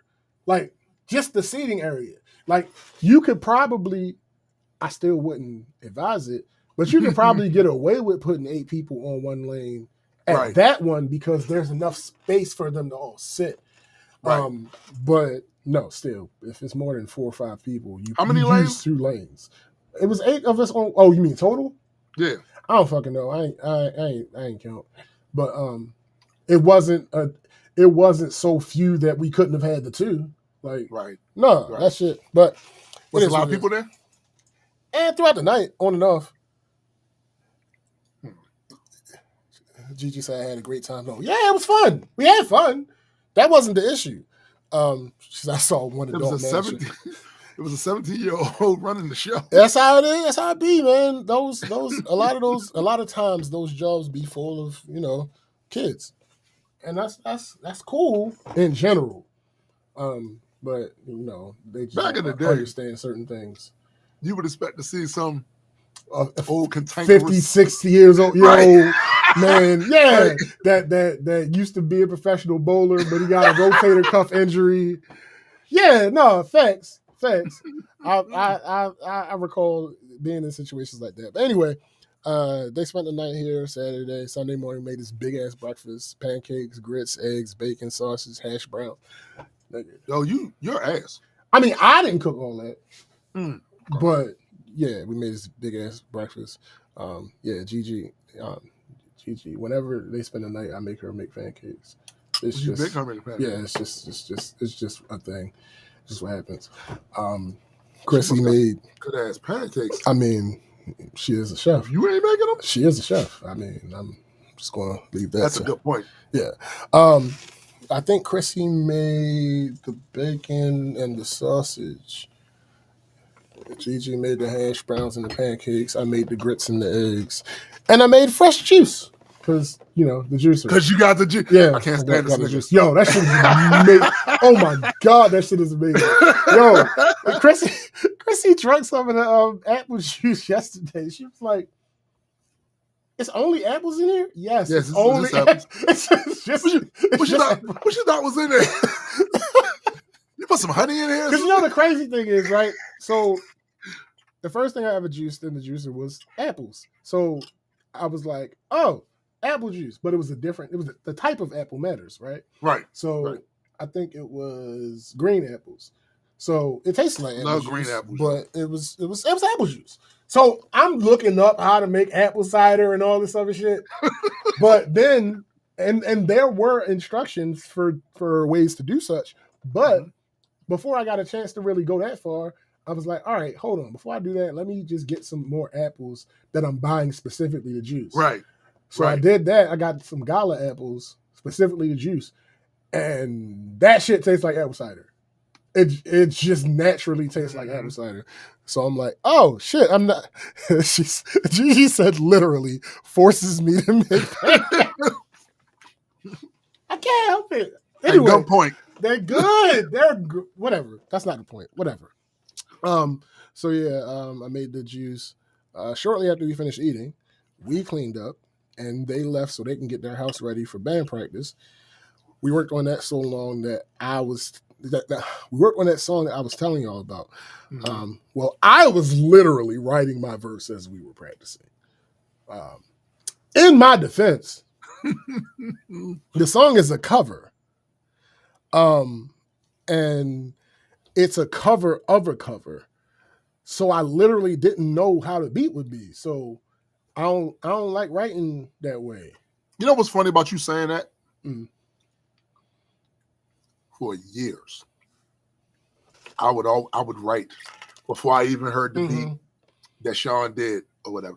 I'm just in the house writing, and every time it was time to record, I had mad editing it. That part. That's why I don't like it. I don't like that shit, having bro. to edit when it comes to record.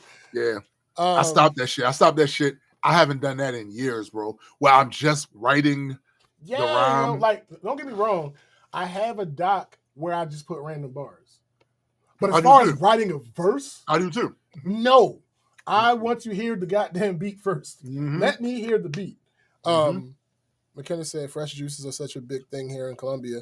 I have it now every week when I go out with my grandfather's family. I used to drink soda when I went out. Now only juices. That shit is so good.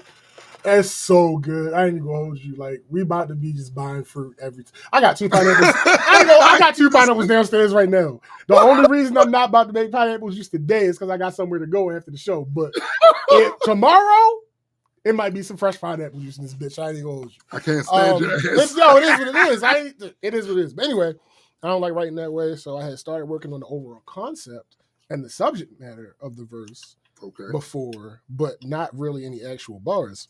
Right. I think I got like 1 bar in before I got there. Right. But by the time it was time for me to start rapping, I was able to write half of the verse.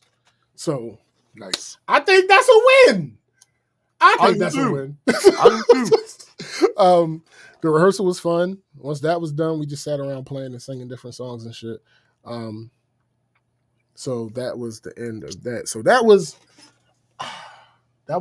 1 weekend.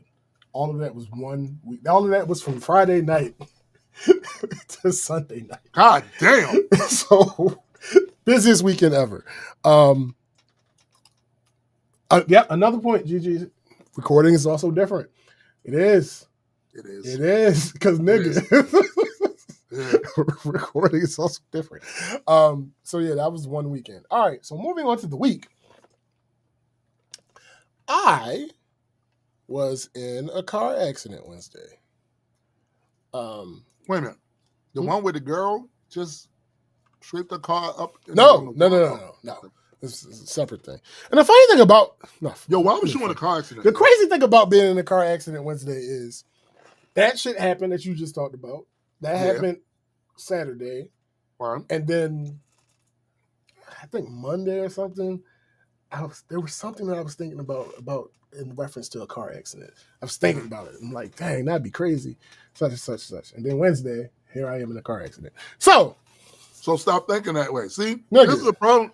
This is the problem with you motherfuckers. There's nothing I can do. Y'all always thinking about shit. I can't control this thing up here. There's nothing I can do to sway this bitch in any way, shape, or form. I got hit. You keep saying that, you never will be able to. You're right. Excuse me. I got hit by the nicest white lady you'll ever meet. I don't believe you. Her name was Karen? No. Oh, because that wouldn't have been. That's the opposite. We don't. No, why would you think that? I was driving down the street on my way home from work. She was in the alley. I saw her in the alley. what was she doing in the alley, B? She was trying to come out. Now, because I'm from Baltimore, That's why I'm asking what she doing in the alley. we was downtown though, so it's slightly different. Not a whole lot, but slightly different. Right. So Right. I know how this works, and I assume that this person is also from here because she's in a fucking alley. So I'm assuming she knows etiquette on how she's supposed to get out this fucking alley. So I don't pay her no mind. I saw her, but I don't pay her no mind because she was sitting still when I saw her. Right. Nope. She pulled out as I was passing by and hit the shit out of me. Damn. Now, How much damage? well, we gonna get to that because nigga, hit the shit out of me. I stopped, but I was going full speed. I was going like 35, so Oh. it took a little while from Oh. So I put the shit in reverse, back up to the alley, get out the car. It's a nigga across the street that's seen what happened. It's a nigga down the street that's seen what happened. So they walking towards us. I get out the car. I walk around to her car. She opens the door. The first thing that she says, "Oh my God, I'm so sorry. I didn't see you. Are you okay?" Wow. Okay. This is different energy than some of my previous interactions throughout my years of driving. It's a little different. Let's see how this goes. It wasn't the you moron. What the hell was you? There are several things that people may say in their first interaction with the person after they've been in it. It's usually not. Accident. It's usually not that pleasant. Yeah, it's usually not that Because they pleasant don't because that want to admits assume fault. blame. Right. No, first thing she said, "Oh my God, I'm so sorry I didn't see you. Are you okay?" And that took me aback. I wanted to be so upset. You got to think about it. This time period in my life, this was not a good thing to happen. No. And then on top of that, the micro of it, I was on my way home from work. You're delaying me getting home. I was not happy when I put that car in reverse. But by the time I got around my car and her door opened, it was disarming. It was very disarming for her to be that apologetic. I'm not even gonna hold you, like, because now I feel like an asshole if I'm like, because I'm not hurt. Nobody else is in the car. It would be a different story if Chrissy was in the car. I know. A much different story if Chrissy was in the car. This is why I'm over here laughing. Because, listen, all I can say is there was a string of fortunate events that kept that from being stupid. That could have got stupid. That could have got stupid. We might not be doing this show today. Anyway, Right. Right. So and she's like, "Oh my God, I'm so sorry. I didn't see you, blah, blah, blah, blah." I've never been in an accident before. Oh. I'm like, Is it an older lady? She's like 40, 42. Oh, not really. Not really old. Yeah. She gets out. She looks. I'm like, all right, cool. From appearances, now people lie, right? So my guard's never all the way down. Right. But I'm not as heightened as I would normally be in the situation. So I took the time to stop, looked around, saw that traffic was still moving. All right, let me get your debris out of the fucking street so people can. Your debris. Oh, her grill was out. Oh my. Her grill was completely out off of her car and on the ground. Like, all right, let me get your debris out the street, blah, blah, blah, blah. She's like, okay, yeah, I've never been in an accident before. What do we do? Do we need to call the police? I said, are you hurt? She said, no. I said, I'm not hurt. We don't need to call the police. Because here, I don't know about other places. Here, if you get in an accident and you call the police and nobody's hurt, they're not coming out. Hold up. Here, if you get shot, robbed, I can't stand you. disrespected, I can't stand you. hit with a water balloon. They're not coming out. They're not coming out. Because last time somebody hit me, we called the police and they were like, "Is everybody okay?" I'm like, "Yeah." Like, all right, you want a police report? How you know you okay? For what? What the fuck are you giving me a police report for? You didn't do anything. You want the report number? Sure. Humor me. But anyway, What I'm asking you is, how you know you ain't hurt? that's gonna come up later. Okay. So I'm like, no, neither of us is hurt. There's no reason to call the police, and that would come out anyway. She's like, oh, okay. So like, do I give you my insurance card and my ID? I'm like, yes. We exchanged that information. Can I text it to you? Yes, you can go ahead and text it to me. As we're doing this, we're talking, and she's like, I have Geico, blah, blah, blah, this, blah, blah, blah, that. I opened up my regress. I'm like, I'm going to start to, she was like, so I have to call my insurance company and make the claim? I said, well, you could probably do it through your app. I said, you got Geico, so more than likely you can do it through your app. She's like, oh, okay. So we both standing there putting in our claims and shit. Throughout the whole process, she's asking me questions whenever she comes up across something she don't understand. Blah, blah, this, blah, blah, that. Hey, I see such and such a thing. Is this my vehicle or your vehicle? Look at it. Oh, no, that's for you. All right, cool. Let me go ahead and put this in, blah, blah, blah, blah. So we're doing all that. As we're doing that, and mind you, I'm still skeptical because I've had people admit fault and then tell their insurance. And then try to play. Yeah. I've had that shit happen. Like I said, we both did it at the same time through our respective apps. While we were doing that, this guy pulls up. He says, hey, y'all was just in an accident. Now, I will give him grace because from the direction he was coming, you wouldn't be able to see that there was any damage to either. You don't know what he can see. Nah, nigga, there's no way. Nah, he wouldn't have been able to see that there was any damage. So I'm like, we was just in an accident. He was like, anybody need to be told? I'm like, no, nigga, we good. You got a tow truck? Right. Does anybody need to be told? No. He pulls off. All right. So me and the lady, we finish. She goes to get in her car and she says, hey. No, first she was like, before she finished, she was like, I have Geico. Goes to get into her car. She's like, hey, I have a lot of liability. I have a lot of collision. Don't even worry about it. Everything will be taken care of. If anything goes wrong, you have my number. Just call me, text me, whatever the case may be. I'm like, oh, okay. All right. She's like, thank you so much for your patience. You've never been in an accident before. This is what this is. Yes. She has no clue. She's just like, hey, I have insurance. This is what insurance is for. She's not wrong about that part. I just wish insurance companies acted like, hey, I know, right?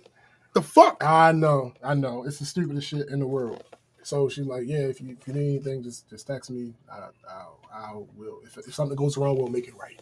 I'm like, oh, okay. All right. Thank you for your patience. I'm glad you're okay. Such and such and such. Okay. Thank you. So whatever. I get in my car. I go to pull off. This nigga gets out of his car and steps in front of my car. The same nigga that... Stop it, B. The same nigga that asked if we needed a tow. Stop it, B. So he says, I roll down the window. He's like, let me ask you something. She hit you? I say, yeah. She's like, oh, it's an open and shut case then. Just make sure you go to therapy. Let me get your number so I can give it to this attorney. He's an ambulance chaser, B. So I give him the number, right? But that was just in case I ended up needing an attorney because, like I said, I've been through this shit before where somebody told me that they were accepting liability and then told the insurance company something completely different. Right. So I took the number just in case. I mean, I gave him my number just in case I did need an attorney. This nigga was like, all right, the attorney will call you in like a half hour, blah, blah, this, blah, blah, that. This nigga was insisting that I commit insurance fraud, basically. That's what he was doing. So 5 minutes later, my phone rings. I see it. I don't answer it because, again, the only reason I gave this nigga my number was in case I needed an insurance. Right. I don't know if I need the attorney. Right. Yet. And they're being hyper aggressive with that Yeah. Right. Yeah. So this nigga was trying to get me to perform insurance fraud. Okay. How do I know for sure? Well, first, hold on. McKenna said, I mean, I understand the hesitation on her part. Geico is known to be one of the worst in paying out. Right? That's what I thought. But just hold on. Don't bury the lead. But she's never done it before. She's never done it before. I don't. So now, how do I know that this nigga was trying to get me to do insurance fraud? First of all, you just have a feeling for certain things, right? You have a feeling when something. He's an ambulance chaser, bro. Yeah, that's what the fuck he was doing. But second, notice that in both interactions I had with this nigga, he never asked if anybody was hurt. Yeah. Not once did he ask if anybody was hurt. Yeah. He just straight, hey man, just make sure you go to therapy, blah blah blah. Never asked if anybody was hurt. So corny ass nigga. Right. Like I said, the lawyer called me in like 5-10 minutes. I didn't answer. Didn't need an attorney yet. Next morning, this nigga calls me. Now, I don't answer unknown numbers. So I didn't answer the first time. But he calls me right back immediately. So I'm thinking, okay, it could possibly be her insurance company. Let me go ahead and answer. It's him. He says, hey man, the lawyer said he called you yesterday and you didn't answer. You gotta realize the only person that can mess this up for you is you. I don't know. You talking? Yo, nigga, don't hit me with none of that. I was talking like, about? This nigga tried to do the salesman pitch. Yo, he slam hit you with the fucking grift. Thanks. So yo, I need you. You got to realize the only beat person a man. You got to beat him. You got to beat the man. And what the fuck? You got to realize the only person that can mess this up for you is you. I don't know if you ever been in an accident before, but this is an open and shut case. Blah blah blah. I literally just shut up and stopped responding to this him. nigga trying to get his percentage, bro. He trying to get his percentage. I literally just shut up and stopped talking to him, and I let him just keep talking. And eventually, he hung up. He immediately texted me, "Call me back when you get a chance." A couple minutes later, he texts me, "I'll give you $250 if you choose to use the lawyer. It's a referral fee. Call me back so I can explain it to you." See. Of course, I didn't call him back. Of course not. Yo, these motherfuckers out here, yo. Right. Luckily, he hasn't reached back out. So, later on that day, this is Thursday at this point, I get a phone call from Geico. That's her insurance.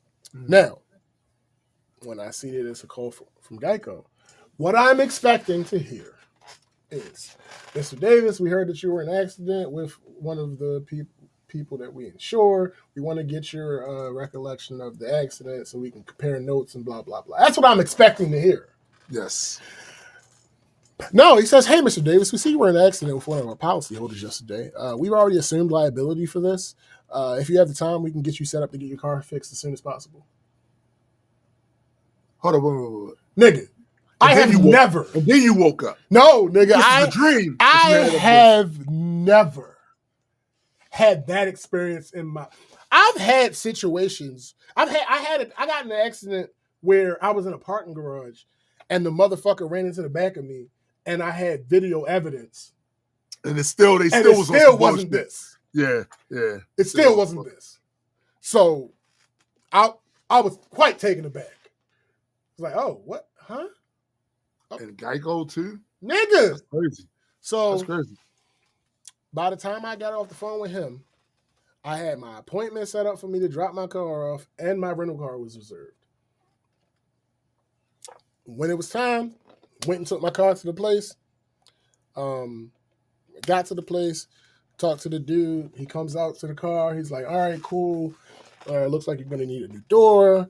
This part right here, sometimes we can just pull it out and it comes out. So we may or may not have to replace that. Looks like you got a little bit on your bumper. We'll go ahead and replace that for you.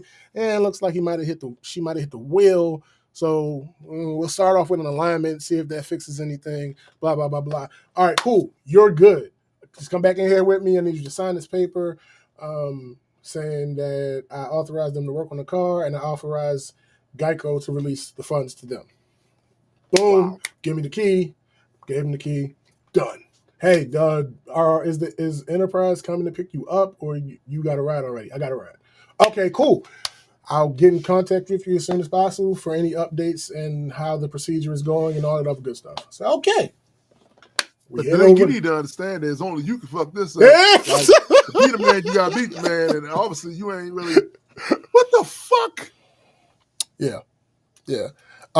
So I went, left there, went to the Enterprise. This is the first real hiccup in the issue. The hiccup is still not on Geico's part. It's Okay. this shitty ass Enterprise that they sent me to. And it's not even their fault because they sent me to the one that's closest. That's what Right. I asked for, Right. not knowing Right. anything about them. This motherfucker don't be having cars. So we get there. First of all, we get there and the front facing door that's facing the street, Right, yeah. locked. So I'm like, I know this motherfucker not closed.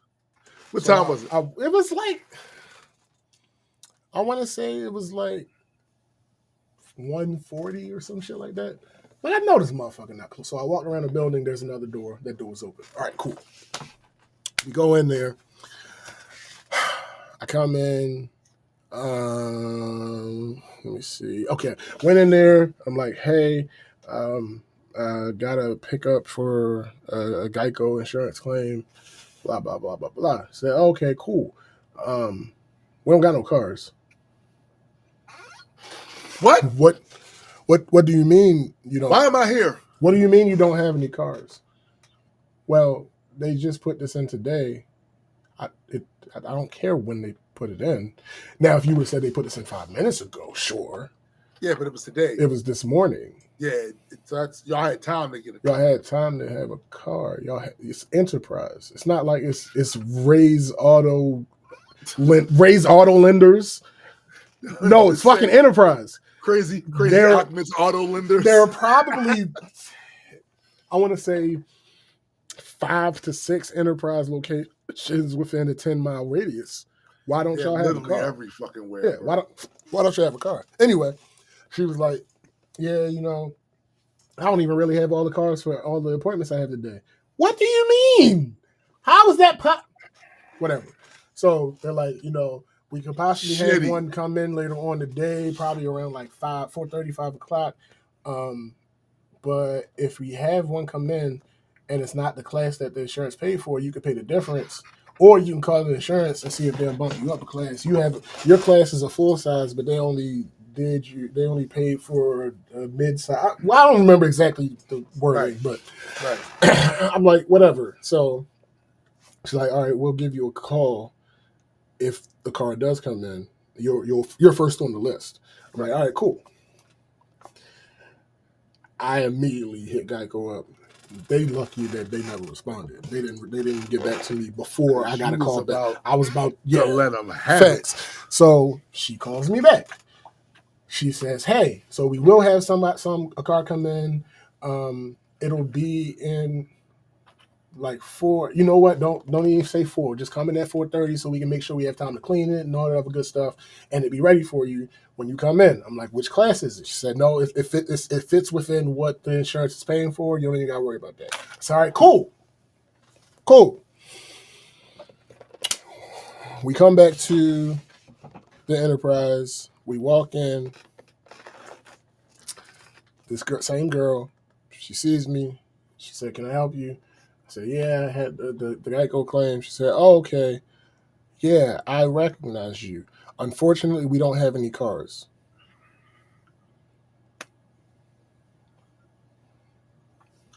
So, what time did they let you out of jail? Well, so what happened is, I said, "So why would you call me and tell me that you had a car for me for 4:30? She said, "Oh, wait. What did she say? She said, "What's your last name?" I thought I was talking to somebody else. Yes, that's exactly what happened. She said, "Wait, what's your last name?" I said, "Davis." She said, "Oh, yes, my bad. I should have asked." Now, if I was a pushover, I would have been leaving without a car because I wouldn't have said that. I'd have just like, all right, cool. Can you let me know when such? I'd have been leaving without a car. That's crazy. And some other issue would have come from that. Yep. And all because she thought she knew who the fuck I was instead of just asking. Mind you, I've never seen you before in my life. The first time you saw me was a couple hours ago for 5 minutes. I'm pretty Now, sure you have more motherfuckers coming in here since then. Some people are good at that shit. There's some employees who are really, really good at that shit. And honestly, a face, I would probably be fine. As long as it wasn't 20 motherfuckers that came in and out there since you left. Right. Same day, face, I'd have been fine. Right. The next day now. That's a different story. I can't guarantee you anything more than 8 hours. Listen. But it was 3 hours later. Oh, absolutely. I'd have been, but she ain't one of them. So I get the car. We look over it to see all the potential existing damage and all that good stuff that you're supposed to do when you get a rental car. So she pulls out a contract. She's like, all right, initial here. So I did all the initials. And she's like, now, this car is actually below the class that the insurance is paying for. So if you want to come back in like Saturday, because we ain't going to have nothing Friday. I'm pretty sure now that we ain't going to have nothing in by Friday. But if you come in Saturday, we might have something that's in the actual class that the insurance is paying for. You can go ahead and swap it out. I said, all right, cool. I leave. Friday comes. I'm at work. I'm doing my rounds. I'm at one of the locations. And then I look at my email. That contract says that the car is due to be returned Friday at 12 p.m. Oh, my. It is Friday at 11:20. Oh, my. I call. They don't fucking answer.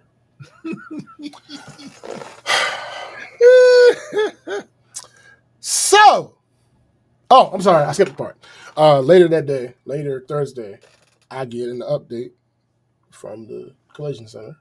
Right. He's like, hey, click this link. It'll take you to a webpage that has the information.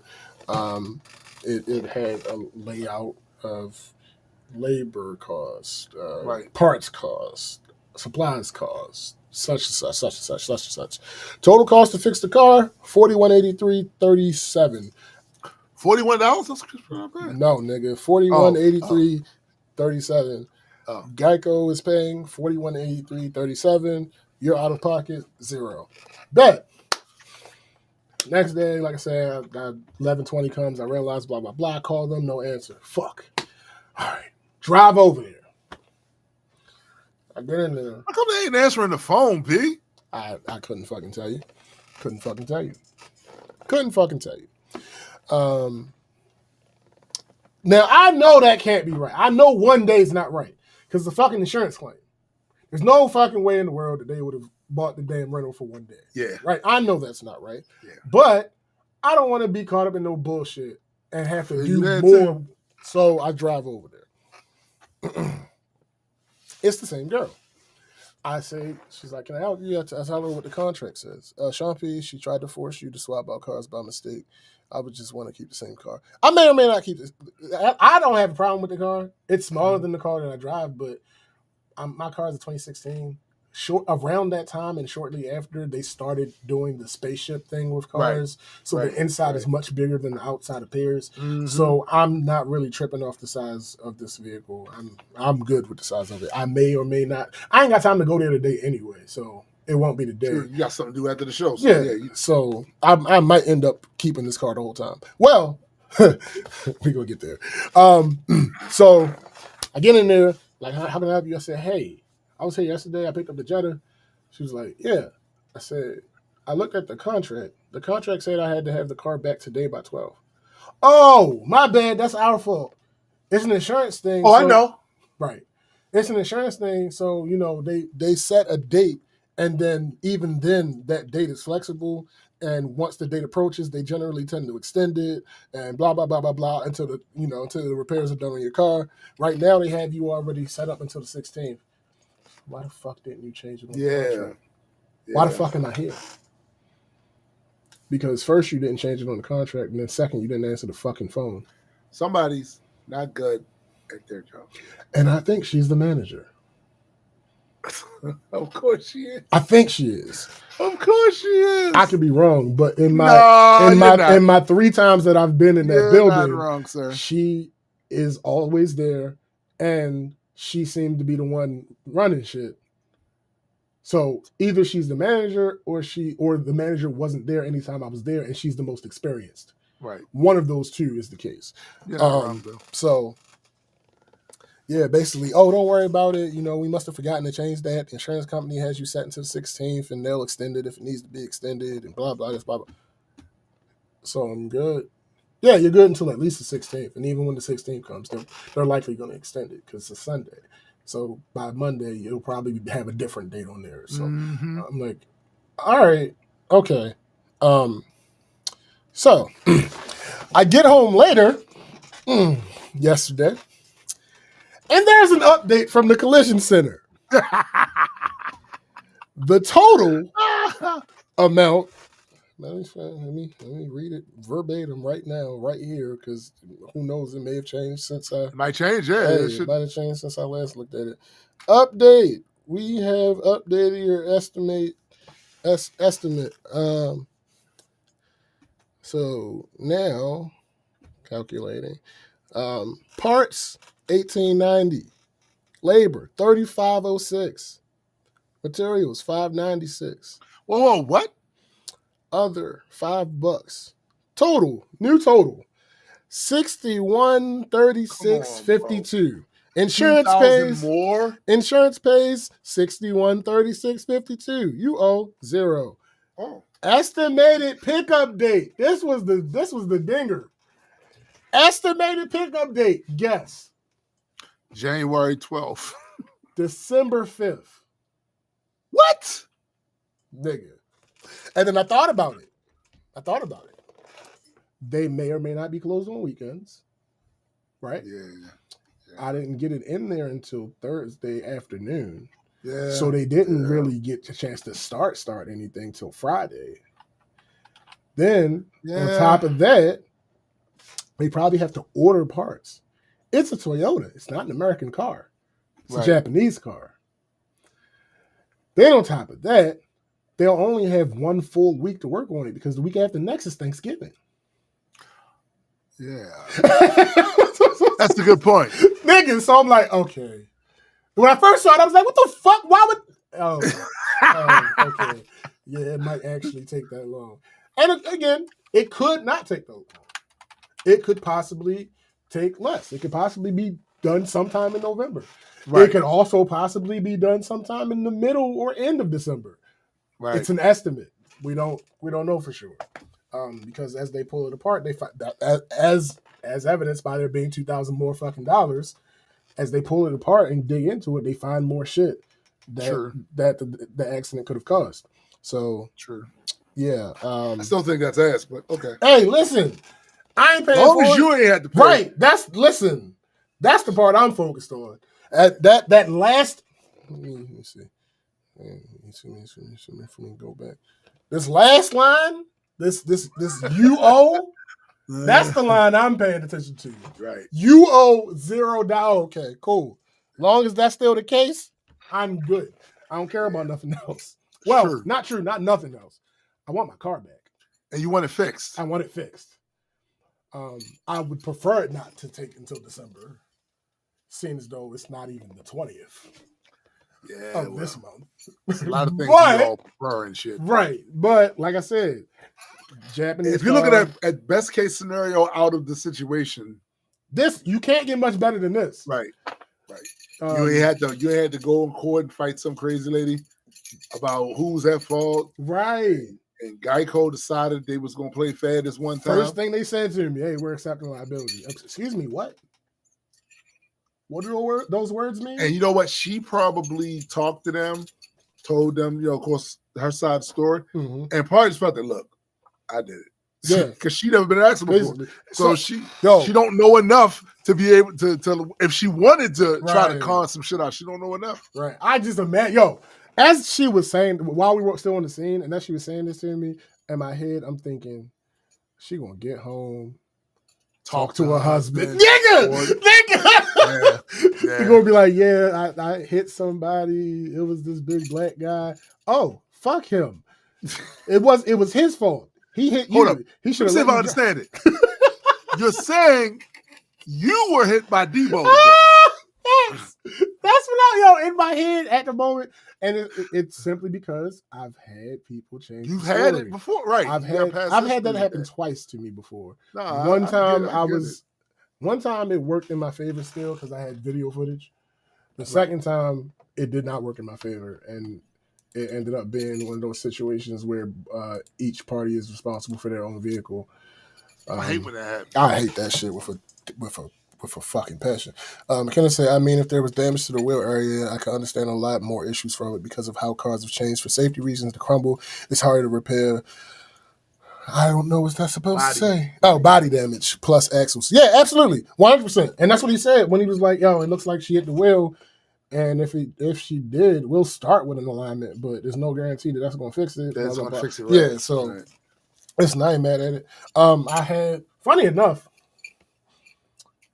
they're going, by virtue of my last time that I got hit, they're going to end up fixing damage that existed before. Oh, hell yeah. Yep. Yeah. Because, well, but not even that. I think there's only a little bit of that because that wasn't a serious accident or anything. That was just paint. That was just paint scraped off. Oh, okay. But on top of that, I had a leaky tire from just a wear and tear. That shit probably right. That shit probably You ain't gotta worry about that shit now. So yeah, no, this is a little bit of a blessing. No, in this disguise. is dope. That's actually. I mean, besides the inconvenience of the absolutely feckless Enterprise, I just don't understand. This is still a good outcome though. Enterprise is on some bullshit. The specific one, and like I said, if it wouldn't have been that late in the day, I would have called Geico and hopefully have been away from this specific Enterprise. Yeah. But because it was so late in the day, I just left them a message, and they don't necessarily get to them as quick as as normal. So by the time they saw it, I had already picked the car up. So it is what it is with that. But yeah, the last thing I have is I talked about doing this damn song with Gigi and them. Yeah. I've also been working on stuff with District Universe. Fleshing that word out a little bit. This nigga. What? This nigga showed me. Now, I've already seen some of the other stuff in the District Universe. Verm. Yo, Verm is ridiculous, yo. Make me so. Like, I've already saw a lot of the early stuff with the District shit. I saw a lot of that early stuff. So I know some of the characters and the things he's trying to do with it. This motherfucker finally got around to fleshing out what I would. It's hard to call them the big bad, overall big bad, because of the nature of what they are. Yeah. But let's just say they the conflict. They the source of conflict. Yeah, the chief conflict drivers. Yeah, you know what I'm saying? It's the conflict hub. Actually, right? their name stands for. Hold on, where is it? Their name stands for. Where is it? Oh, wrong doc. Wrong doc. Hold up. This is what happens when you have too many. It is what it is. Yeah. Their name stands for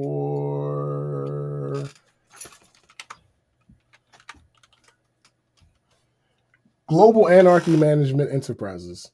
Yeah. See?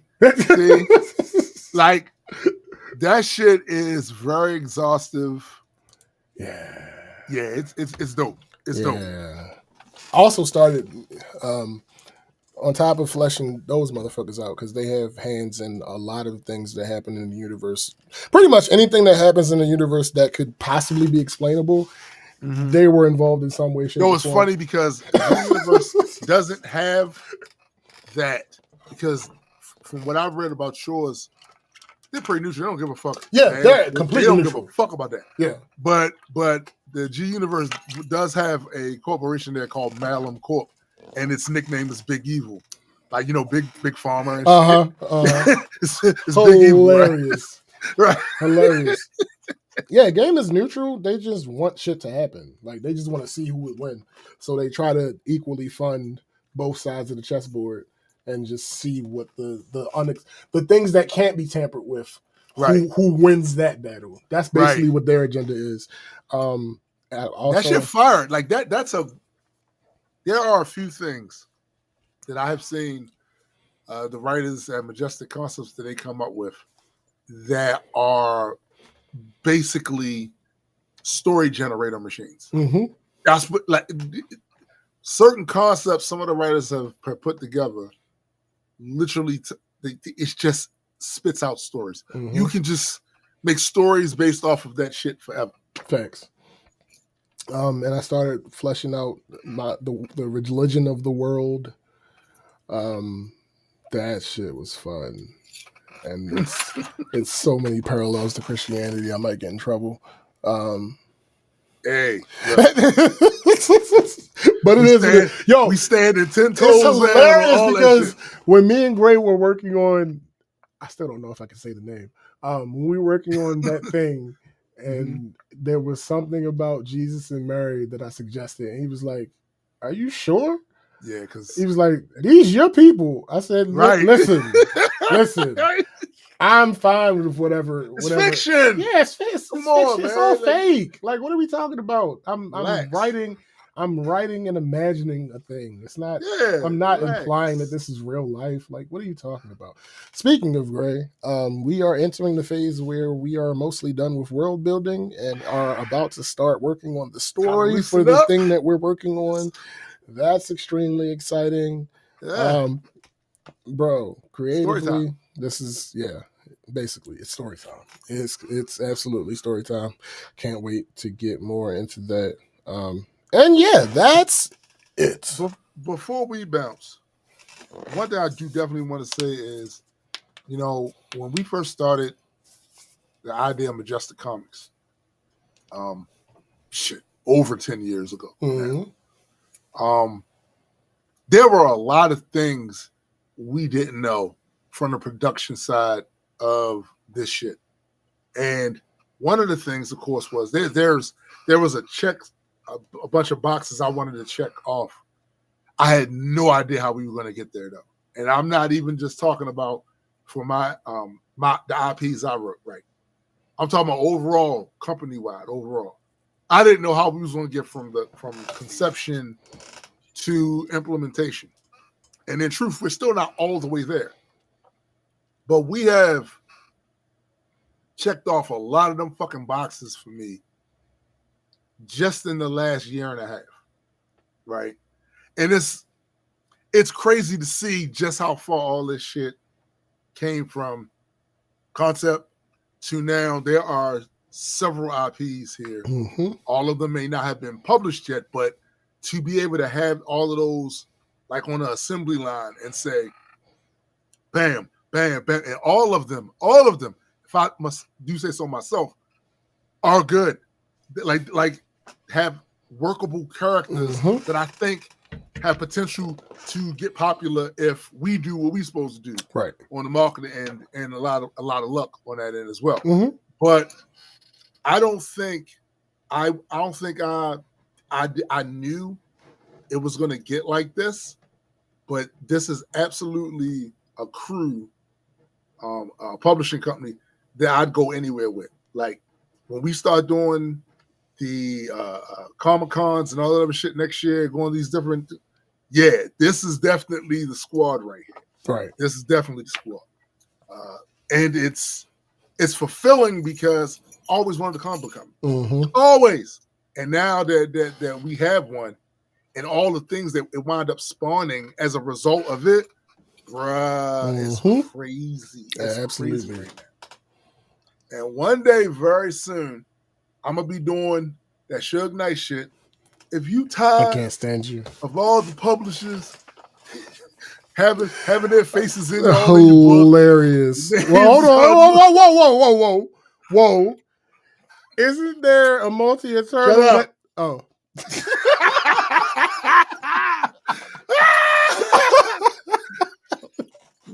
First of all, let us thank all of you for joining us for another rousing edition of the Black Culture Geeks podcast. Please understand and never forget that there is always music. There is music from the past, current music, and potentially future music. Indeed. There's music, of course, from us, but there's also music from Gray. Also music from GA. Adequate has music. There's music out there that's all part of this community because you guys may not even have thought about it, but a lot of creativity sparked from this little community that we have in here. Right. So go and partake of that shit. Please. I'm having a baby. Also, we still don't have a date on I'm Heard Through the Grapevine? It's soon. It's going to be, I don't know if it's, because it's going to be the week after this, but Okay. I don't know if it's Monday or Thursday. It's a special. They're not coming back for good right now. It's just a special, but it's I don't know if it's going to be Monday, like not 2 days from now, next Monday, or what I think it's going to be next Monday. I think. Right. All right. Well, we'll see. But also, I will be back on here before then, so Facts. Yeah. Don't forget Metas and Mutants with Super Side Guy and Hendrick. Check them out. They talk the comic book talk that we know everybody loves. Yeah. And don't forget, if you haven't already, go check out Majestic Comic Stop Shop. Get yourself a comic book, digital, physical. They're there. Soon there'll be more stuff there. And actually, we got new shirts. We got merch that are going to be refreshed. There's merch at Black Culture Geeks. That's blackculturegeeks.com, right? www.blackculturegeeks.com/shop or shop.blackculturegeeks.com. Either way you put it, it'll end you up where you need to go at to get some merch. Absolutely. So for man SPJ, I am Tombstone the Dead Man, and for the greater multi-world entertainment family, we are out. Peace.